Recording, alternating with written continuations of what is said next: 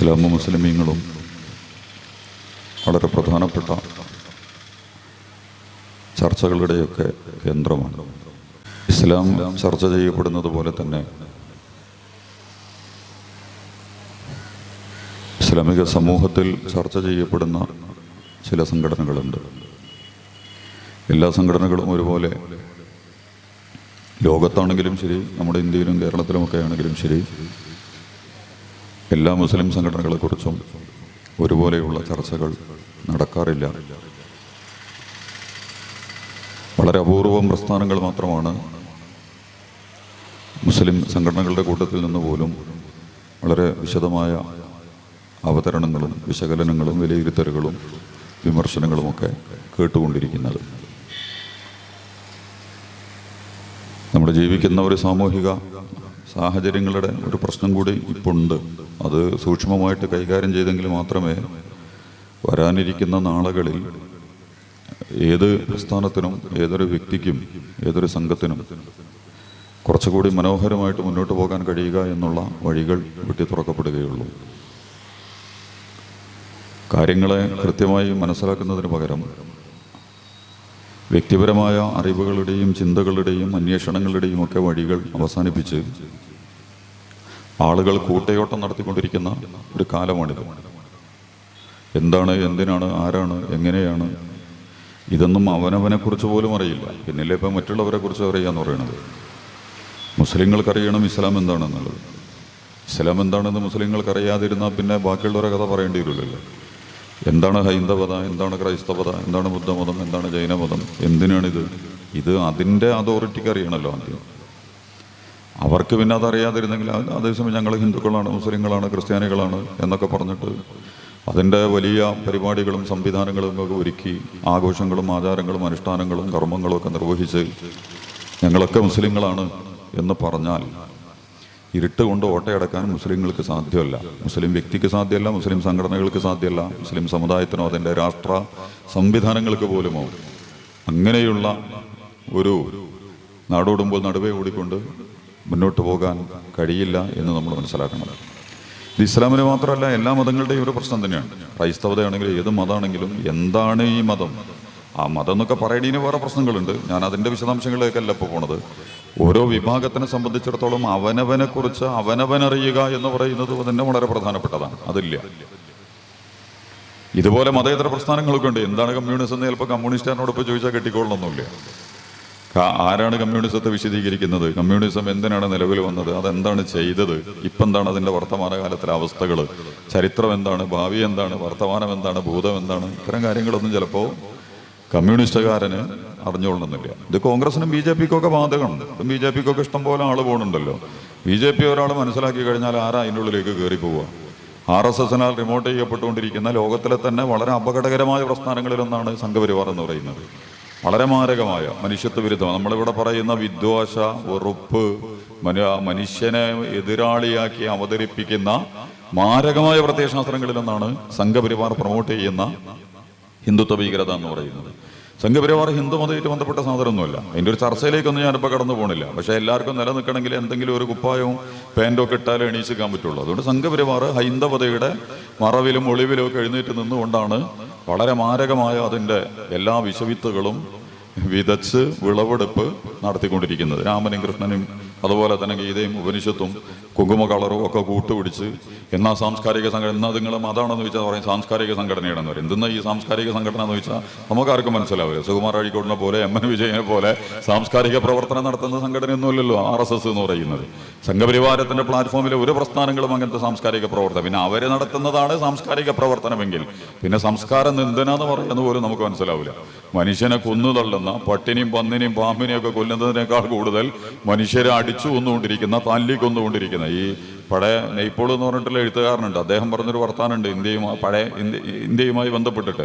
ഇന്ത്യയിൽ നിങ്ങൾക്ക് പട്ടിയും പാമ്പും പശുവൊക്കെ ആയാൽ വിശുദ്ധ സ്ഥാനം കിട്ടും, നല്ല പദവി കിട്ടും. അതേസമയം നിങ്ങളൊരു മുസ്ലിം ആവുക, അല്ലെങ്കിൽ നിങ്ങളൊരു ദലിത് പിന്നോക്കക്കാരനാവുക, അല്ലെങ്കിൽ ഒരു പെണ്ണായി ജനിക്കുക, എന്നാൽ നിങ്ങളെ കഥ കഴിഞ്ഞു. പെണ്ണ് ദേവിയാണെന്നൊക്കെ പറയും. മനുഷ്യരെല്ലാവരും വസുദൈവ കുടുംബമാണെന്നൊക്കെ അവർ പറയും. പക്ഷേ തൊടാൻ പാടില്ല, എടുക്കാൻ പാടില്ല, ഇരിക്കാൻ പാടില്ല, പഠിക്കാൻ പാടില്ല, കൊടുക്കാൻ പാടില്ല, വാങ്ങാൻ പാടില്ല. അങ്ങനെ മനുഷ്യനെ തമ്മിൽ തന്നെ വെട്ടിക്കീറി അകറ്റി വളരെ മാരകമായ രീതിയിൽ ഇപ്പോൾ ജീവജാലങ്ങൾക്ക് കിട്ടുന്ന പരിഗണന മനുഷ്യന് നൽകാതിരിക്കുന്ന, മനുഷ്യനെ കൊന്നു തള്ളിക്കൊണ്ടിരിക്കുക നമ്മുടെ ഇന്ത്യയിൽ നടന്നുകൊണ്ടിരിക്കുന്ന ധാരാളം മോബ് ലിഞ്ചിങ് എന്നൊക്കെ പറയുന്ന, മനുഷ്യനെ തല്ലിക്കൊല്ല റോഡിലൊക്കെ ഇട്ടിട്ട്, മതവും ജാതിയും വർഗവും ഒക്കെ പറഞ്ഞിട്ട് കച്ചവട സ്ഥാപനങ്ങളെ ആക്രമിക്കുക, ആരാധനാലയങ്ങൾ കാണുമ്പോൾ ആർത്തട്ടഹസിച്ചോ ഒച്ചയും വിളി ഉണ്ടാക്കിയിട്ട് പോകും. അമ്പലം കാണുമ്പോൾ മുസ്ലിങ്ങളെല്ലാം കൂടി അല്ലാഹു അക്ബർ അല്ലാഹു അക്ബർ ലാ ഇലാഹ ഇല്ലല്ലാഹ് എന്നൊക്കെ പറഞ്ഞിട്ട് അതിന്റെ മുമ്പിൽ ഒച്ച ഉണ്ടാക്കിയാൽ എന്താ സംഭവിക്കുക? അതിന് എന്ത് അല്ലാഹു അക്ബർ, എന്ത് മതമാണ് ഇസ്ലാമിനെ പ്രതിനിധീകരിക്കുന്നത്? പള്ളി കാണുമ്പോഴേക്ക് ആവേശം കയറിയിട്ട് ജയ് ശ്രീറാം ജയ് ശ്രീറാം ജയ് ശ്രീറാം ബോൾ ജയ് ശ്രീറാം എന്നും പറഞ്ഞിട്ട് പള്ളി കാണുമ്പോഴേക്കും അതിന്റെ മുമ്പിൽ, ചർച്ച കാണുമ്പോഴേക്കും അതിന്റെ മുമ്പിൽ, ഹിന്ദുവിനെ മുസ്ലിമിനെയൊക്കെ ഒരു ഹിന്ദു സഹോദരനെ കണ്ടാൽ നമ്മൾ പിടിച്ചു വെച്ചിട്ട് ബോലോ തെക്കുബീർ, പറയടാ തെക്കുബീർ എന്ന് പറഞ്ഞിട്ട് ഓനെ കൊണ്ട് തെക്കുബീർ ഇല്ലിക്കുക. അതേപോലെ ബോലോ ജയ് ശ്രീറാം ജയ് ശ്രീറാം എന്ന് വിളിപ്പിക്കുക. നിങ്ങളുടെ പ്രവാചകന്മാരെയും മുന്നുപുരുഷന്മാരെയൊക്കെ ചരിത്രത്തിൽ ഇങ്ങനെ കണ്ടിട്ടുണ്ടോ? ഇതിനൊക്കെയാണ് ഇപ്പൊ സാംസ്കാരിക പ്രവർത്തനം എന്ന് RSS പറയുന്നതെങ്കിൽ, ഇങ്ങനെ വളരെ മാരകമായ ഒരു RSS അതിന്റെ ഒരു പ്രവർത്തന സംവിധാനങ്ങൾ ഇവിടെ നടത്തിക്കൊണ്ടിരിക്കുന്നുണ്ട്. ഇവിടെ സാംസ്കാരിക പ്രവർത്തനം എന്ന് പറയും. ഇത് ഹൈന്ദവതയുടെ പേരുവിലും മറവിലും ഒക്കെയാണ്. എന്താണ് ഹൈന്ദവത? അതിൽ ഇന്ത്യയിലെ അതിന്റെ പാരമ്പര്യം എന്താണ്? ഏത് രീതിയിലാണ് അത് മുന്നോട്ട് പോയിട്ടുള്ളത്? ഹിന്ദു അറിയണം, ഹൈന്ദവ സുഹൃത്തുക്കൾ അറിയണം. ഇല്ലെങ്കിൽ സംഘപരിവാരത്തിനെ പോലത്തെ കപടകള്ള പ്രസ്ഥാനങ്ങൾ അതിനെ മുന്നോട്ട് നയിച്ച് മാരകമായ പ്രവണതകളിലേക്ക് മനുഷ്യനെ കൊണ്ട് എന്നെത്തിക്കും. ഇതൊക്കെ ഇവിടെ നടന്നുകൊണ്ടിരിക്കുന്നുണ്ട്. അതേപോലെ ക്രൈസ്തവ സംഘങ്ങൾ, ഏത് മതവും രാഷ്ട്രീയവും ഒക്കെ അടങ്ങുന്ന പ്രസ്ഥാനങ്ങൾ, രാഷ്ട്രീയ പ്രസ്ഥാനങ്ങൾ. എന്തിനാണ് ഈ രാഷ്ട്രീയ പ്രസ്ഥാനങ്ങൾ? മുസ്ലിം ലീഗ് എന്താണ് ചെയ്തുകൊണ്ടിരിക്കുന്നത്? കോൺഗ്രസ് എന്താണ് ചെയ്യുക? അതിന്റെ ചരിത്രം എന്തായിരുന്നു? വർത്തമാനം എന്താണ്? ഇത് അവനവൻ അറിയുക എന്നുള്ളത് വളരെ പ്രധാനപ്പെട്ടതാണ്. പക്ഷെ ഇന്ന് നമ്മൾ കണ്ടുകൊണ്ടിരിക്കുന്നത് അവനവനെ കുറിച്ച് പോലും അറിവില്ലാത്ത ആൾക്കൂട്ടങ്ങൾ പെരുകുകയും എന്നിട്ട് മറ്റതിനെ എതിരാളിയാക്കി ഓരോ സംഘടനയും തങ്ങളുടെ എതിരാളിയാണ് എന്നുള്ള രീതിയിൽ അവതരിപ്പിച്ചുകൊണ്ട് ആ സംഘടനയിൽപ്പെട്ട ആളുകളെ ശത്രുക്കളായി അവതരിപ്പിച്ചുകൊണ്ട് അവരെ കൈകാര്യം ചെയ്യുന്ന ഒരു രീതിശാസ്ത്രം നമ്മുടെയൊക്കെ നാടിന്റെ സാമൂഹിക മണ്ഡലത്തിൽ വികസിച്ചുകൊണ്ടിരിക്കുക. ഇത് നമ്മൾ ചികിത്സിച്ചിട്ടില്ലെങ്കിൽ ഇത് നാടോടുമ്പോൾ നടുവേ ഓടുന്നൊരു പ്രക്രിയ നടക്കുകയാണ്. ഇത് യഥാർത്ഥത്തിൽ വ്യക്തികൾ എന്നുള്ള നിലക്ക് തന്നെ മനുഷ്യന്റെ പ്രത്യേകത എന്ന് പറയുന്നത് വ്യക്തിപരമായിട്ട് അവനെ കാര്യങ്ങൾ സമീപിക്കാൻ കഴിയുക എന്നുള്ളത് വളരെ പ്രധാനപ്പെട്ടതാണ്. കാരണം നമ്മുടെ ജീവിതത്തിന്റെ മർമ്മങ്ങളുമായി ബന്ധപ്പെട്ട ഒരു തലം കൂടി അതിനുണ്ട്. വ്യക്തിജീവിതം എന്ന് പറയുന്നത് ഇവിടെ തീരുന്ന ഒന്നല്ലല്ലോ.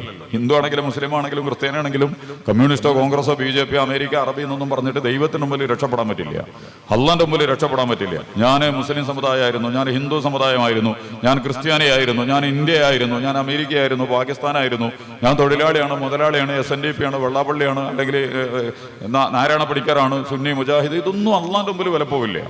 ദൈവത്തിന്റെ മുമ്പിൽ വിലപ്പോകുന്ന ഒരു പ്രശ്നമില്ല. കുറച്ച് അള്ളാഹു സുബ്ഹാനഹു വ തആല വിശുദ്ധ ഖുർആൻ കുറെ സ്ഥലത്ത് ചോദിക്കുന്നുണ്ട്, യാ അയ്യുഹൽ ഇൻസാൻ, അല്ലയോ മനുഷ്യ, അല്ലയോ മനുഷ്യ. ആ വിളിക്കുന്നത് മനുഷ്യൻ എന്ന് പറയുമ്പോൾ എന്നെയാണ് വിളിക്കുന്നത്. ഞാൻ പാരായണം ചെയ്യുമ്പോൾ എന്നെയാണ് യാ അയ്യുഹൽ സലീം, മിസ്റ്റർ സലീം, ദൈവത്തിന്റെ കാര്യത്തിൽ, അള്ളാന്റെ കാര്യത്തിൽ ആരാണ് നിന്നെ പറ്റിച്ചത്? എന്റെ പാർട്ടിയാണോ, എന്റെ മതമാണോ, എന്റെ സംഘടനയാണോ, എന്റെ രാഷ്ട്രീയ സംവിധാനങ്ങളാണോ, നിന്റെ സമ്പത്തും സൗകര്യങ്ങളും പദവികളും ഒക്കെയാണോ ദൈവത്തിന്റെ കാര്യത്തിൽ നിന്നെ പറ്റിച്ചു കളഞ്ഞത് എന്ന് ചോദിക്കുന്നുണ്ട്. ഇത് എല്ലാവരോടുള്ള ചോദ്യമാണ്. മുഖ്യമന്ത്രിയോടുള്ള ചോദ്യം അല്ല. നിങ്ങൾ മുഖ്യമന്ത്രി ആയതുകൊണ്ടാണോ ഇക്കണ്ട കളിയും ഇങ്ങനെയുള്ള വർത്തമാനമൊക്കെ നടത്തിക്കൊണ്ടിരിക്കുന്നത്? ആ പാർട്ടിയുടെ പോളിറ്റ് ബ്യൂറോ മെമ്പർമാരും ഒക്കെ ആയതുകൊണ്ടാണോ നിങ്ങൾ ഇങ്ങനെയൊക്കെ സംസാരിക്കുന്നത്? നമ്മുടെ പ്രധാനമന്ത്രിയോടും ചീഫ് ജസ്റ്റിസിനോടും അതുപോലെ ചീഫ് സെക്രട്ടറിയോടും കലാകാരനോടും സാഹിത്യകാരനോടും ഒക്കെ ഉള്ള ചോദ്യമാണ് അള്ളാഹുവിന്റെ. ഈശ്വരന്റെ, അള്ളാഹുവിന്റെ, കർത്താവിന്റെ, ദൈവത്തിന്റെ കാര്യത്തിൽ ആരാണ്? ഇതൊക്കെ നമ്മളെ പറ്റിക്കും. അധികാരം, പദവി, സമ്പത്ത്, സ്ഥാനമാനങ്ങൾ, അതുമായി ബന്ധപ്പെട്ട ആഘോഷങ്ങൾ, അതിന്റെ സൗകര്യങ്ങൾ, സന്നാഹങ്ങൾ, സംവിധാനങ്ങളൊക്കെ പെരുകുമ്പോ മനുഷ്യൻ എന്താവും? വളരെ മാരകമായ പ്രവണതകളെ പ്രതിനിധീകരിക്കുന്ന വ്യക്തിത്വങ്ങളായിട്ട് മാറും. അതുകൊണ്ട് വ്യക്തിപരമായിട്ട് തന്നെ. എന്നിട്ടും പിന്നെ മനുഷ്യനോടൊരു വർത്താനം കൂടി ഖുർആൻ പറയുന്നുണ്ട്, യാ അയ്യുഹൽ ഇൻസാൻ, എടോ മനുഷ്യ. അതും നമ്മൾ നേരത്തെ പറഞ്ഞ ഒരു വ്യക്തിയോട് തന്നെയാണ്. ഖുർആൻ രണ്ട് രീതിയിലാണ് മനുഷ്യനെ വിളിച്ചിട്ടുള്ളത്. ഒന്ന് യാ അയ്യുഹൻ നാസ്, മുസ്ലിമീങ്ങളെ, ക്രിസ്ത്യാനികളെ, ഹിന്ദുക്കളെ, സുന്നി, മുജാഹിദ്, തബ്ലീഗ്, അഹ്ലെ ഹദീസ്, അല്ലെങ്കിൽ തൊഴിലാളി, മുതലാളി, ഇതൊന്നും ഖുർആൻ വിളിച്ചിട്ടില്ല. ഖുർആനിന്റെ ഏറ്റവും മാന്യമായ പ്രയോഗം എന്ന് പറയുന്നത് യാ അയ്യുഹൻ നാസ്, അല്ലയോ മനുഷ്യരെ, എല്ലാ മനുഷ്യരും.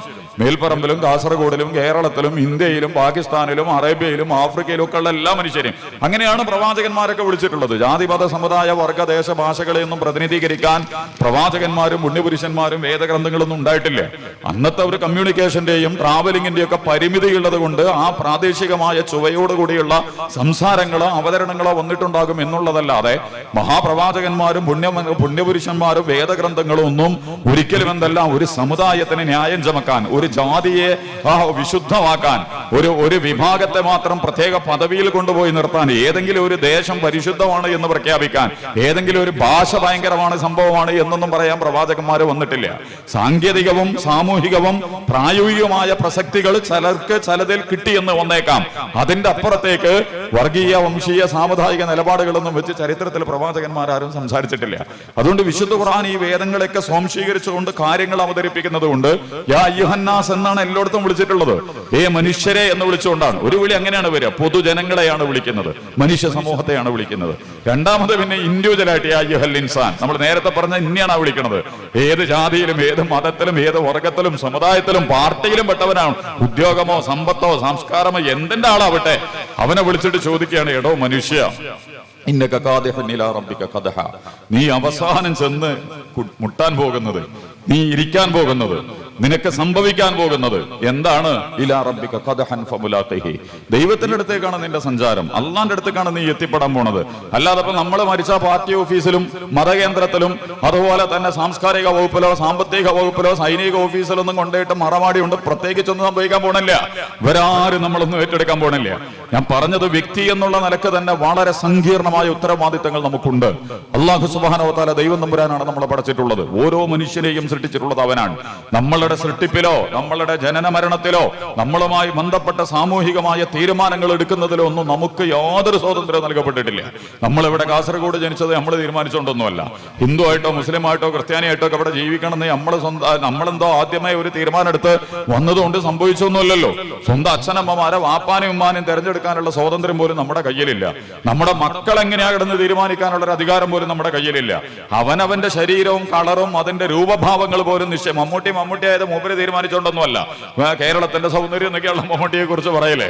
ഈ കളങ്കാവിലാണെങ്കിലും ശരി, ഞാൻ ഇതിന്റെ അപ്പുറത്തേക്ക് എന്താ ചത്താ പച്ച എന്നൊക്കെ പറഞ്ഞിട്ട് ഇപ്പൊ സിനിമയൊക്കെ ഇറങ്ങുന്നുണ്ട്. ഇനി മോഹൻലാൽ ഉണ്ട്, വളരെ ശുദ്ധമായ സാധാരണ അഭിനയൊക്കെ നടത്തുന്ന. ഈ മോഹൻലാലായത് പണ്ടേ ആരൊക്കെയോ തീരുമാനിച്ച് നമുക്കൊരു മോഹൻലാൽ എന്ന് പറയുന്ന ഒരു നടൻ വേണം, അതുകൊണ്ട് ആ നടനെ ഞാൻ സൃഷ്ടിക്കാൻ പോവുകയാണ്, ഞാൻ നടനായി വരാൻ പോവുകയാണെന്ന് മോഹൻലാൽ തീരുമാനിച്ചുകൊണ്ടോ മമ്മൂട്ടി തീരുമാനിച്ചുകൊണ്ടോ സംഭവിച്ചതല്ല. നമ്മുടെ മുഖ്യമന്ത്രി, ഞാൻ മുഖ്യമന്ത്രിയായിട്ട് ഇവിടെ വരും, ഞാനായിരിക്കും കേരളത്തിന്റെ മുഖ്യമന്ത്രി, അത് ഞങ്ങൾ തീരുമാനിച്ചതാണ് എന്ന് സംഭവിച്ചതല്ല. ഒരാൾക്കും അവനവന്റെ കാര്യത്തിൽ നടത്തേണ്ട നടപ്പിലാക്കപ്പെടുന്ന കാര്യങ്ങൾ തീരുമാനിക്കാനുള്ള സ്വാതന്ത്ര്യങ്ങൾ പോലും വളരെ വളരെ കുറച്ചേ ഉള്ളൂ. നമ്മളൊക്കെ തന്നെയും ഈ പ്രാപഞ്ചികമായ ഘടനയിൽ അതിന്റെ വ്യവസ്ഥക്ക് വിധേയപ്പെട്ടുകൊണ്ട് അതിന് വഴങ്ങിക്കൊടുത്തുകൊണ്ട് മുന്നോട്ട് പോയിക്കൊണ്ടിരിക്കുകയാണ്. ആ പോക്കിൽ അവസാനം നമ്മുടെ ജനനം പോലെ തന്നെ നമ്മുടെ മരണവും നമ്മുടെ നിയന്ത്രണത്തിലല്ല, നമ്മുടെ കയ്യിൽ നിന്ന് നമ്മൾ ചാടിപ്പോവും. വിശുദ്ധ ഖുർആൻ ഒരു ഭാഗത്ത് ശരിക്കും അത് പറയും. വിശുദ്ധ ഖുർആൻ മാത്രമല്ല, തൗറാത്തും ഇഞ്ചീലും അതുപോലെ തന്നെ പുരാണങ്ങളും ഇതിഹാസങ്ങളും ദർശനങ്ങളും ഒക്കെ നിങ്ങൾ പരിശോധിച്ചാൽ മരണത്തെക്കുറിച്ചും മരണാനന്തര ജീവിതത്തെക്കുറിച്ചും വളരെ ഗൗരവത്തോടുകൂടി അവതരിപ്പിക്കുന്ന ഭാഗങ്ങൾ നിങ്ങൾക്ക് കാണാൻ കഴിയും. വിശുദ്ധ ഖുർആൻ ഒരു ഭാഗത്ത് പറയുന്നുണ്ട്, ഫലൗലാ ഇദാ ബലഗത്തിൽ ഹുൽഖൂം, ജീവൻ തൊണ്ടക്കുഴിയിലെത്തിയാൽ നിങ്ങൾ മരിക്കാൻ പോവാണ്, നിങ്ങൾ മരിച്ചുകൊണ്ടിരിക്കുകയാണ്. നിങ്ങളുടെ ജീവൻ നിങ്ങളുടെ ശരീരത്തോട് വിട പറയാനുള്ള അതിന്റെ വെപ്രാളങ്ങളും പരവശതകളും സങ്കടങ്ങളും ഒക്കെ കാണിച്ചുകൊണ്ടിരിക്കുകയാണ്. അതിങ്ങനെ കാലടി മുതൽ ഇടഞ്ഞ് വലിഞ്ഞ് കയറി തൊണ്ടക്കൊടി വരെ വന്ന് വേദന സഹിക്കാൻ കഴിയാതെ നിങ്ങൾ പ്രയാസപ്പെടുന്ന രംഗം നിങ്ങളത് നോക്കിക്കൊണ്ടിരിക്കുകയാണ്. നിങ്ങൾ മരിക്കുക എന്നുള്ളത് നിങ്ങൾ എന്നെ കണ്ടുകൊണ്ടിരിക്കുക. ഞാൻ മരിക്കാന്നുള്ളത് എനിക്ക് മനസ്സിലാവാണ്. എന്റെ റൂഹ്, എന്റെ ജീവൻ എന്റെ ശരീരത്തോട് വിട പറയുന്നത് ഞാൻ കണ്ടുകൊണ്ടിരിക്കുകയാണ്. മരണാസന്നൻ അത് കാണും. സ്വന്തം ശരീരത്തിലെ സ്വന്തം ജീവൻ നഷ്ടപ്പെടുന്ന കാഴ്ച അവൻ കാണുകയാണ്. ഇത് മുന്നിൽ വെച്ചിട്ടല്ല. അതുപോലെ തന്നെ നമ്മളെ കുട്ടി മരിക്കുമ്പോൾ നമ്മൾ നോക്കിയിരിക്കും. നമുക്ക് എന്ത് ചെയ്യാൻ പറ്റുക? നമ്മുടെ നേതാവ് മരിക്കുകയാണ്, നമ്മുടെ ഇണ മരിക്കുകയാണ്, നമ്മുടെ ഉമ്മ മരിക്കുകയാണ്, നമുക്ക് വേണ്ടപ്പെട്ട ആള് മരിക്കുകയാണ്. എല്ലാ സന്ദർഭത്തിലും നമ്മുടെ മുമ്പിൽ മരണം സംഭവിക്കുന്ന രംഗത്ത് നമുക്ക് എന്ത് ചെയ്യാൻ പറ്റുക? ആള് പോവുകയാണ്. അയാൾക്ക് വേണ്ടി നിശ്ചയിക്കപ്പെട്ട മരണത്തിലേക്ക് അയാൾ എത്തുകയാണ്.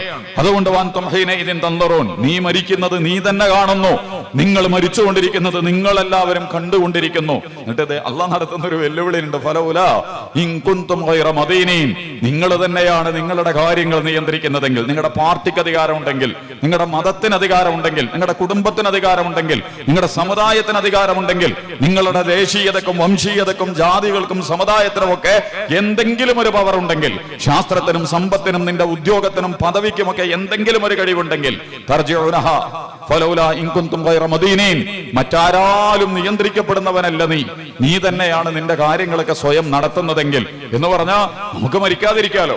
നാം തന്നെയാണ്, നമ്മൾക്ക് സ്വയം നമ്മളിൽ അധികാരമുണ്ടെങ്കിൽ, നമ്മൾ തന്നെയാണ് നമ്മുടെ കാര്യങ്ങൾ നിർണ്ണയിക്കുകയും നിയന്ത്രിക്കുകയും നിശ്ചയിക്കുകയും ചെയ്യുന്നതെങ്കിൽ ഞാൻ മരിക്കില്ല. പാർട്ടി സമ്മതിക്കില്ല, മതം സമ്മതിക്കില്ല, രാഷ്ട്രം സമ്മതിക്കില്ല, ലോകം സമ്മതിക്കില്ല, യുണൈറ്റഡ് നേഷൻ സമ്മതിക്കില്ല, ഞങ്ങളുടെ ശാസ്ത്രവും സമ്പത്തും സൈന്യമൊന്നും അത് സമ്മതിക്കില്ല എന്ന് വെക്കാലോ നമുക്ക്. പക്ഷെ എല്ലാവരും വ്യക്തികൾ മുതൽ ഘടാഘടിയന്മാരായ ഗംഭീരന്മാരായ വിറപ്പിച്ചവരും അതിമാരകമായ പ്രവണതകൾക്ക് നേതൃത്വം നൽകിയവരും വമ്പന്മാരും കൊമ്പന്മാരുമായിട്ടൊക്കെ വിലസിയവർ പോലും ആ മരണത്തിന്റെ മുമ്പിൽ തലകുനിച്ചു നിന്ന് വിളറി വെളുത്ത് വീഴുന്ന കാഴ്ചകൾ ലോകത്തെ നമ്മൾ കണ്ടിട്ടുണ്ട്. കാരണം എന്താ? മരണം നമ്മുടെ നിയന്ത്രണത്തിലല്ല. അതുകൊണ്ടാ ദൈവം നമ്പറായി മദീന എന്നുള്ള വാക്കെടുത്താലും മുസ്ലിം സമുദായത്തോട് എനിക്ക് പറയാനുള്ള ദീന് മനസ്സിലാക്കാൻ പറ്റിയൊരു വാക്കും കൂടിയാണത്. ദീന് എന്ന് പറഞ്ഞാൽ മതം എന്നൊക്കെയാണ് നമ്മൾ പറയാ. ദീൻ എന്ന് പറഞ്ഞാൽ കീഴ്പ്പെടുക, അനുസരിക്കുക, ഒന്നിന്റെ കീഴയാവുക, ഒരു നിയമത്തിന് വിധേയപ്പെട്ട് നിൽക്കുക എന്ന് പറഞ്ഞാൽ മറ്റൊന്നിന്റെ കീഴിലാവുന്നതിനാണ് ദീൻ എന്നുള്ള അറബി പദം. അല്ലാഹു സുബ്ഹാനഹു വ തആല ഈ വർത്താനം പോലും പറയുന്നത് ഫലൗലാ ഇൻ കുന്തും ഗൈറ മദീനീൻ, നീ ആരാലും നിയന്ത്രിക്കപ്പെടുന്നവനല്ലെങ്കിൽ, നീ തന്നെയാണ് നിന്റെ കാര്യങ്ങൾ നിശ്ചയിക്കുന്നതെങ്കിൽ, തർജിഉനഹ, നിന്റെ ജീവനാണല്ലോ ഈ പോണത്, നിന്റെ കുട്ടിയുടെ ജീവനാണല്ലോ പോണത്, നിന്റെ പ്രധാനമന്ത്രിയാണല്ലോ ഈ മരിക്കുന്നത്, നിന്റെ മുഖ്യമന്ത്രിയാണല്ലോ ഈ മരണപ്പെട്ടുകൊണ്ടിരിക്കുന്നത്. എന്തെങ്കിലും ഒരു അധികാരം ഉണ്ടെങ്കിൽ തർജിഉനഹ, അതിനെ മടക്കി കൊണ്ടുപോവാ. ഞാൻ പറഞ്ഞൊരു ചുരുക്കം എന്താണെന്ന് പറയുന്നത്, അവസാനം ഈ പോക്ക് പോലും വളരെ മാരകമാണ്. കാരണം മരണത്തോടു കൂടി അവസാനിക്കുന്നതിനെ കുറിച്ച് ഒരു വേദഗ്രന്ഥവും പറഞ്ഞിട്ടില്ല, വിശുദ്ധ ഖുർആൻ പ്രത്യേകിച്ചും പറഞ്ഞിട്ടില്ല. നമ്മുടെ ലോകത്ത് വന്നിട്ടുള്ള ഏതൊക്കെ വേദദർശനങ്ങൾ നിങ്ങൾ എടുത്തു, കമ്മ്യൂണിസം, ക്യാപിറ്റലിസം, ലിബറലിസം, സിയോണിസം, അതുപോലെ തന്നെ ഫാസിസം, അതുപോലെ തന്നെ അപ്പുറത്തൊലിക്കുന്ന എന്താണ് സയനിസം എന്നൊക്കെ പറയുന്ന കുറെ സാധനങ്ങൾ, അൾട്രാ സെക്യുലറിസം, അതിലൊന്നും ഇപ്പൊ അള്ളയില്ല, റസൂലും ഇല്ല, മരണാനന്തര ജീവിതമില്ല, ഒന്നുമില്ല.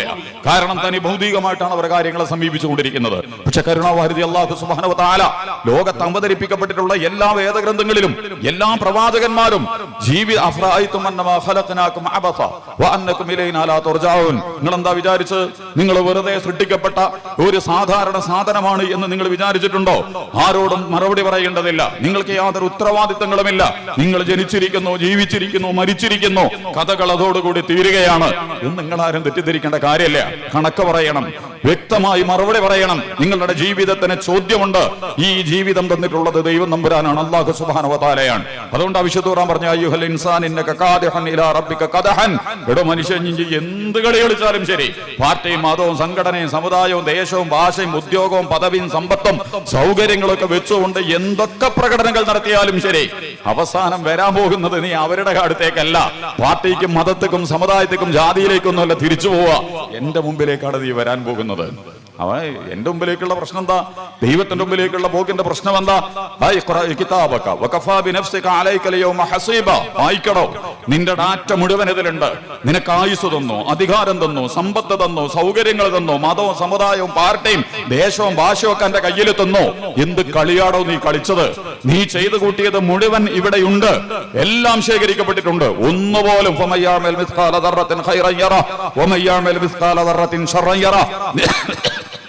വളരെ നിസ്സാരമായ നന്മകൾ പോലും, വളരെ നിസ്സാരമായ തിന്മകൾ പോലും ഒന്നും വിടാതെ ദൈവം എല്ലാം വളരെ വ്യക്തമായി രേഖപ്പെടുത്തി അതിന്റെ ഡാറ്റയായി നിന്റെ കയ്യിലേക്ക് തരും ദൈവം തമ്പുരാൻ. നിങ്ങളൊന്ന് ആലോചിച്ച് നോക്കുകയാണ്, കോടതി കൊണ്ടുപോയിട്ട് നമ്മുടെ വാദമൊക്കെ നടന്നിട്ട് നമ്മൾക്ക് വധശിക്ഷയാണ്, നമ്മൾക്ക് ജീവപര്യന്തമാണ്, നമ്മൾക്ക് അതിമാരകമായ ശിക്ഷകളുടെ സംഗതികളാണ് വരാൻ പോകുന്നത് എന്ന് വരുന്ന ഘട്ടത്തിൽ മനുഷ്യൻ കാണിക്കുന്ന വെപ്രാളങ്ങളുണ്ട്, അവന്റെ ഭയങ്ങളും വിഹ്വലതകളും പരവശതകളും കഷ്ടതകളും സങ്കടങ്ങളും സംഘർഷങ്ങളും ഒക്കെ ഉണ്ട്. അത് വെക്കുന്നുണ്ട്. എന്റെ പാർട്ടിക്കാരൊന്നും ആവശ്യമില്ല, എന്റെ സംഘടനയുടെ പ്രത്യയശാസ്ത്രം ഒന്നും നോക്കേണ്ട കാര്യമില്ല, ദേശവും ഭാഷയും ഒന്നും വെച്ചിട്ട് ഒരു വ്യാഖ്യാനം ഇവിടെ നടത്തണ്ട. നിന്റെ രേഖ നീ ചെയ്തത് നിന്റെ കയ്യിലുണ്ട്, അത് വായിച്ചാ മതി, അത് കണ്ടാ മതി. അപ്പൊ തന്നെ നിനക്ക് നിന്നെ മനസ്സിലാവും. ഞങ്ങൾക്ക് നിന്നെ ആദ്യം മനസ്സിലായിട്ടുണ്ട്. അതും വിശുദ്ധ ഒരു ഭാഗത്ത് വിഷയം. അവന്റെ രേഖ അവന്റെ കയ്യിലേക്ക് നൽകപ്പെടുമ്പോഴേക്കും ഏത് മുഖ്യമന്ത്രിയും ഏത് പ്രധാനമന്ത്രിയും ഏത് പാർട്ടി പ്രസിഡന്റും പള്ളി പ്രസിഡന്റും ഏത് മതസംഘടനയും ഏത് സമുദായിക ജാതിയും ഏത് വർഗമാണ് ഏത് ദേശക്കാരനാണെങ്കിലും ശരി, വ്യക്തി എന്നുള്ള നിലക്ക് നിങ്ങൾ പ്രശ്നങ്ങളുടെ കയങ്ങളിലേക്ക് എടുത്തെറിയപ്പെടും. അവന്റെ രേഖകൾ അട്ടഹസിക്കാൻ തുടങ്ങും. രക്ഷിക്കണേ, സഹായിക്കണേ, എന്നെ ഒന്ന് കൊണ്ടുപോകണേ, ഞാനിതാ പെട്ടുപോയിരിക്കുന്നു. എന്നിട്ട് വിശുദ്ധ പറയുന്നുണ്ട്, ഇന്നഹു കാന ഫീ അഹ്ലിഹി മസ്റൂറ. പാർട്ടിയുള്ളത് കൊണ്ട്, മതമുള്ളത് കൊണ്ട്, സമുദായമുള്ളത് കൊണ്ട്, ജാതിയുള്ളത് കൊണ്ട്, സമ്പത്തുള്ളത് കൊണ്ട്, അധികാരമുള്ളത് കൊണ്ട്, എല്ലാ സന്നാഹങ്ങളും ഉള്ളത് കൊണ്ട് ഭൂമിയിൽ അവൻ നിഗളിക്കുകയായിരുന്നു, അടിച്ചു പൊളിക്കുകയായിരുന്നു. സത്യവും നീതിയും ധർമ്മവും മൂല്യങ്ങളും പരിഗണനകളും പരികൽപ്പനകളും ഒന്നുമില്ലാതെ ഇതിന്റെയൊക്കെ ഭൗതികമായ സംവിധാനങ്ങളുടെ പെരുമ കണ്ട് അതിഗംഭീരമായ പ്രകടനം നടത്തിയവനാണ് നീ. അതൊന്നൊന്നുമില്ല. അപ്പം പറയില്ല, വിചാരണയൊന്നും നടക്കാഞ്ഞാൽ വളരെ നന്നായിരുന്നു. വലമൂത്ത കിതാബിയ, ഒരു ഡാറ്റയും എവിടെയും അവതരിപ്പിക്കപ്പെടാതിരുന്നെങ്കിൽ വളരെ നന്നായിരുന്നു. എന്റെ കഥ ഇതോടുകൂടി തീർന്നിരുന്നെങ്കിൽ വളരെ നന്നായി. നമ്മുടെ മുഖ്യമന്ത്രി പറയും, നമ്മുടെ പ്രധാനമന്ത്രി പറയും, നമ്മുടെ ചീഫ് ജസ്റ്റിസ് പറയും, മമ്മൂട്ടി മോഹൻലാലും ഒക്കെ പറയും, ഉദ്യോഗസ്ഥന്മാർ പറയും. ഞാൻ പറയുന്നത് വ്യക്തികളെ ദൈവം തമ്പുരാൻ വെറുതെ വിടില്ല. പാർട്ടിക്ക് വേണ്ടി, മതത്തിന് വേണ്ടി, സമുദായത്തിന് വേണ്ടി, ജാതിക്ക് വേണ്ടി, വർഗങ്ങൾക്ക് വേണ്ടി എന്നൊന്നും പറഞ്ഞിട്ട് ഈശ്വരന്റെ മുമ്പിൽ. വ്യാസന്റെ കഥയുണ്ട്. മഹാഭാരതം രചിച്ച മഹാകവി വ്യാസൻ, അദ്ദേഹം കൊള്ളക്കാരനായിരുന്നു. അതിഭീകര കാട്ടിൽ വരുന്ന സംഘങ്ങളെ കൊള്ളയടിച്ചിട്ട് കൈകാര്യം ചെയ്യലായിരുന്നു പരിപാടി. പിടിച്ചെടുത്ത് അവരെ കൊള്ളയടിച്ച് ജീവിക്കുക, കുടുംബത്തിനും കുട്ടികളെയൊക്കെ. അങ്ങനെ ഇന്ന് പലരൊക്കെ ചെയ്യണ പോലെയൊക്കെ തന്നെ അധികാരത്തിലും പദവിയിലൊക്കെ ഇരുന്നിട്ട് മറ്റവനെ കൊള്ളയടിക്കുന്ന പണിയുള്ള അധികാര കേന്ദ്രങ്ങൾ നടത്തിക്കൊണ്ടിരിക്കുന്നത്. ഈ പണി വേറെ ഒരു രീതിയിൽ വ്യാസൻ കാട്ടിലെ പതിയിരുന്നിട്ട് യാത്രക്കാർ വരുമ്പോൾ അങ്ങനെ ഒരു സന്യാസി സംഘത്തിന് അദ്ദേഹം കൊള്ളയടിക്കാൻ ശ്രമിക്കുന്നുണ്ട്. അപ്പൊ സന്യാസിമാര് പറഞ്ഞു, എന്ത് വേണമെങ്കിലും എനിക്ക് തരാം, അതിന് നമുക്ക് പ്രശ്നമൊന്നുമില്ല. പക്ഷെ ഒരു സംഗതി എന്നോട് പറയാനുള്ളത്, നീ ആർക്ക് വേണ്ടിയിട്ട് അത് ചെയ്യുന്നത്? എൻ്റെ ഇണകൾക്ക് വേണ്ടി, എൻ്റെ കുട്ടികൾക്ക് വേണ്ടി, എൻ്റെ വീടിന് വേണ്ടി, എൻ്റെ പാർട്ടിക്ക് വേണ്ടി, എൻ്റെ മതത്തിന് വേണ്ടി, എൻ്റെ സമുദായത്തിന് വേണ്ടി, എൻ്റെ ജാതിക്ക് വേണ്ടി, ദേശത്തിന് വേണ്ടി, ഭാഷയ്ക്ക് വേണ്ടി, ഇങ്ങനെയൊക്കെയുള്ള നമ്മൾ വിശദീകരിക്കുക. സ്വന്തം വീട്ടിൽ നിന്നും, മക്കളിൽ നിന്നും, ഇണയിൽ നിന്നും, മാതാപിതാക്കളിൽ നിന്നും, കുടുംബത്തിൽ നിന്നും തുടങ്ങി സമുദായം, ജാതി, വർഗം, പാർട്ടി, ദേശം, ഭാഷ, അങ്ങനെ നമ്മളുടെ ആ ഒരു വലിയ പ്ലാറ്റ്ഫോമിലേക്ക് നമ്മൾ കയറുക. എന്തും ചെയ്യാൻ, എങ്ങനെയും ചെയ്യാൻ, ആരോടും ചെയ്യാൻ, അതിരുകൾ ലംഘിക്കാൻ, അതിക്രമങ്ങൾ നടത്താൻ ഒക്കെയുള്ള ന്യായങ്ങളായിട്ട് ഇതാണ് ഉണ്ടാവുക. അതിൽ മഹർഷിമാര് ചോദിച്ചു, മിസ്റ്റർ, നിങ്ങൾ ചെയ്യണതിന് പ്രശ്നമൊന്നുമില്ല, അത് കുട്ടികളെയും കുടുംബത്തിനെ പറ്റാനല്ലേ ഈ കൈക്കൂലിയും കള്ളക്കച്ചവടം അഴിമതിയും പോസ്കോയും മയക്കുമരുന്നും പലിശയും ഒക്കെ നടത്തിക്കൊണ്ടിരിക്കുന്നത്? ഈ വർഗീയതയും സാമുദായികതയും ജാതീയതയും കലാപവും കള്ളക്കടത്തും കരിഞ്ചന്തയും പൂഴ്ത്തിവെപ്പും ഒക്കെ ഇതിനു വേണ്ടിയിട്ടല്ലേ നടത്തുന്നത്? ഒരൊറ്റ കാര്യം ചോദിക്കട്ടെ, നീ ഈ ചെയ്യുന്നതിന്റെ ഭൗതികമായ ഫലങ്ങൾ നാളെ പാരത്രിക ലോകത്ത്, മരണാനന്തര ജീവിതത്ത് ആരാണോ നിന്റെ ഭാര്യ ഏറ്റെടുക്കുമോ, നിന്റെ മക്കളെ ഏറ്റെടുക്കുമോ? നിന്റെ ഈ തിന്മയുടെ ഫലം ഈ സന്യാസിമാരെയും ഈ നാട്ടുകാരെയും ഈ മനുഷ്യരെയും ഇവിടുത്തെ അമ്പലവും ഇവിടുത്തെ പള്ളിയും ഇവിടുത്തെ ക്ഷേത്രങ്ങളും ഒക്കെ തകർത്ത് ഇവിടുത്തെ മനുഷ്യന്റെ ബന്ധങ്ങളെയൊക്കെ വിച്ഛേദിച്ച് വളരെ അപകടകരമായ മാരകമായ പ്രവണതകൾ നീ നിർവഹിച്ചുകൊണ്ടിരിക്കുന്നതിന്റെ ഫലങ്ങൾ ഈ ഭാര്യയും കുട്ടികളൊക്കെ ഏറ്റെടുക്കുമോ? അതൊന്ന് അന്വേഷിച്ചു പോയിട്ട് വാന്ന് പറഞ്ഞു. അങ്ങനെ വ്യാസൻ പോണുണ്ട് എന്നാ പറയുന്നത് ഭാര്യൻ്റെ കുട്ടിയുടെ അടുത്ത്. ഞാനിപ്പോ നിങ്ങൾക്ക് വേണ്ടിയിട്ടാണല്ലോ ഈ മോഷണവും പിടിച്ചു പറയും കള്ളക്കച്ചവടവും പലിശയും എല്ലാ പണിയും നടത്തിക്കൊണ്ടിരിക്കുന്നത്. ഇത് നാളെ മരണാനന്തര ജീവിതത്തിൽ എന്റെ ഭാഗം നിങ്ങളും കൂടി ഏറ്റെടുക്കുമോ? ഭാര്യ മക്കളും പറഞ്ഞു, ഞങ്ങൾ എങ്ങനെ ഏറ്റെടുക്കുക? നിങ്ങൾ ചെയ്യുന്നതിന്റെ ഫലം നിങ്ങൾ ഏറ്റെടുക്കാന്നല്ലാതെ ഞങ്ങൾക്ക് എങ്ങനെ ഏറ്റെടുക്കാൻ പറ്റുക? നിങ്ങൾ ചെയ്തത് നിങ്ങൾക്ക്, ഞങ്ങൾ ചെയ്തത് ഞങ്ങൾക്ക് ഇത് ഏറ്റെടുക്കാൻ കഴിയില്ല. അത്രയും വലിയ ഭാരമാണിത്. അതുകൊണ്ടാ വിശുദ്ധ ഖുർആൻ പറഞ്ഞത്, നിങ്ങൾ ചെയ്യുന്നതിന്റെ ഫലങ്ങൾ. ഞാൻ പറഞ്ഞത് മതവും പാർട്ടിയും ഖുർആൻ തന്നെ അവിടെ വിശദീകരിക്കുന്നുണ്ട്. സൂറത്തുൽ ഹഖയിൽ പറയുന്നൊരു വർത്തമാനമുണ്ട്, ഞാൻ എന്റെ വിചാരണ പോലുമില്ലാതെ ഞാൻ തീർന്നിരുന്നെങ്കിൽ വളരെ നന്നായിരുന്നു. ഇത് പറഞ്ഞിട്ട് പറയുന്ന വർത്തമാനമാലയ കോടികളുടെ ട്രില്യണുകളും ബില്യണുകളും ഒക്കെ ഉടമയായ എന്താണ് നമ്മുടെ ട്രംപ് മുതൽ അംബാനിയും അദാനിയും മുതൽ ആ ഫണ്ട് വാങ്ങി വലിസരിക്കുന്ന സംഘപരിവാരും അതിന്റെ സംവിധാനങ്ങളും മുതൽ മനുഷ്യരുടെ സമ്പത്ത് മുഴുവൻ കവർന്നെടുത്ത് അധികാരം നടത്തുന്ന വ്യക്തികളും കുടുംബങ്ങളും സമൂഹങ്ങളും എല്ലാവരും മരണാനന്തര ജീവിതത്തിൽ സമ്പത്തിന് ഒരു സ്ഥാനമില്ല.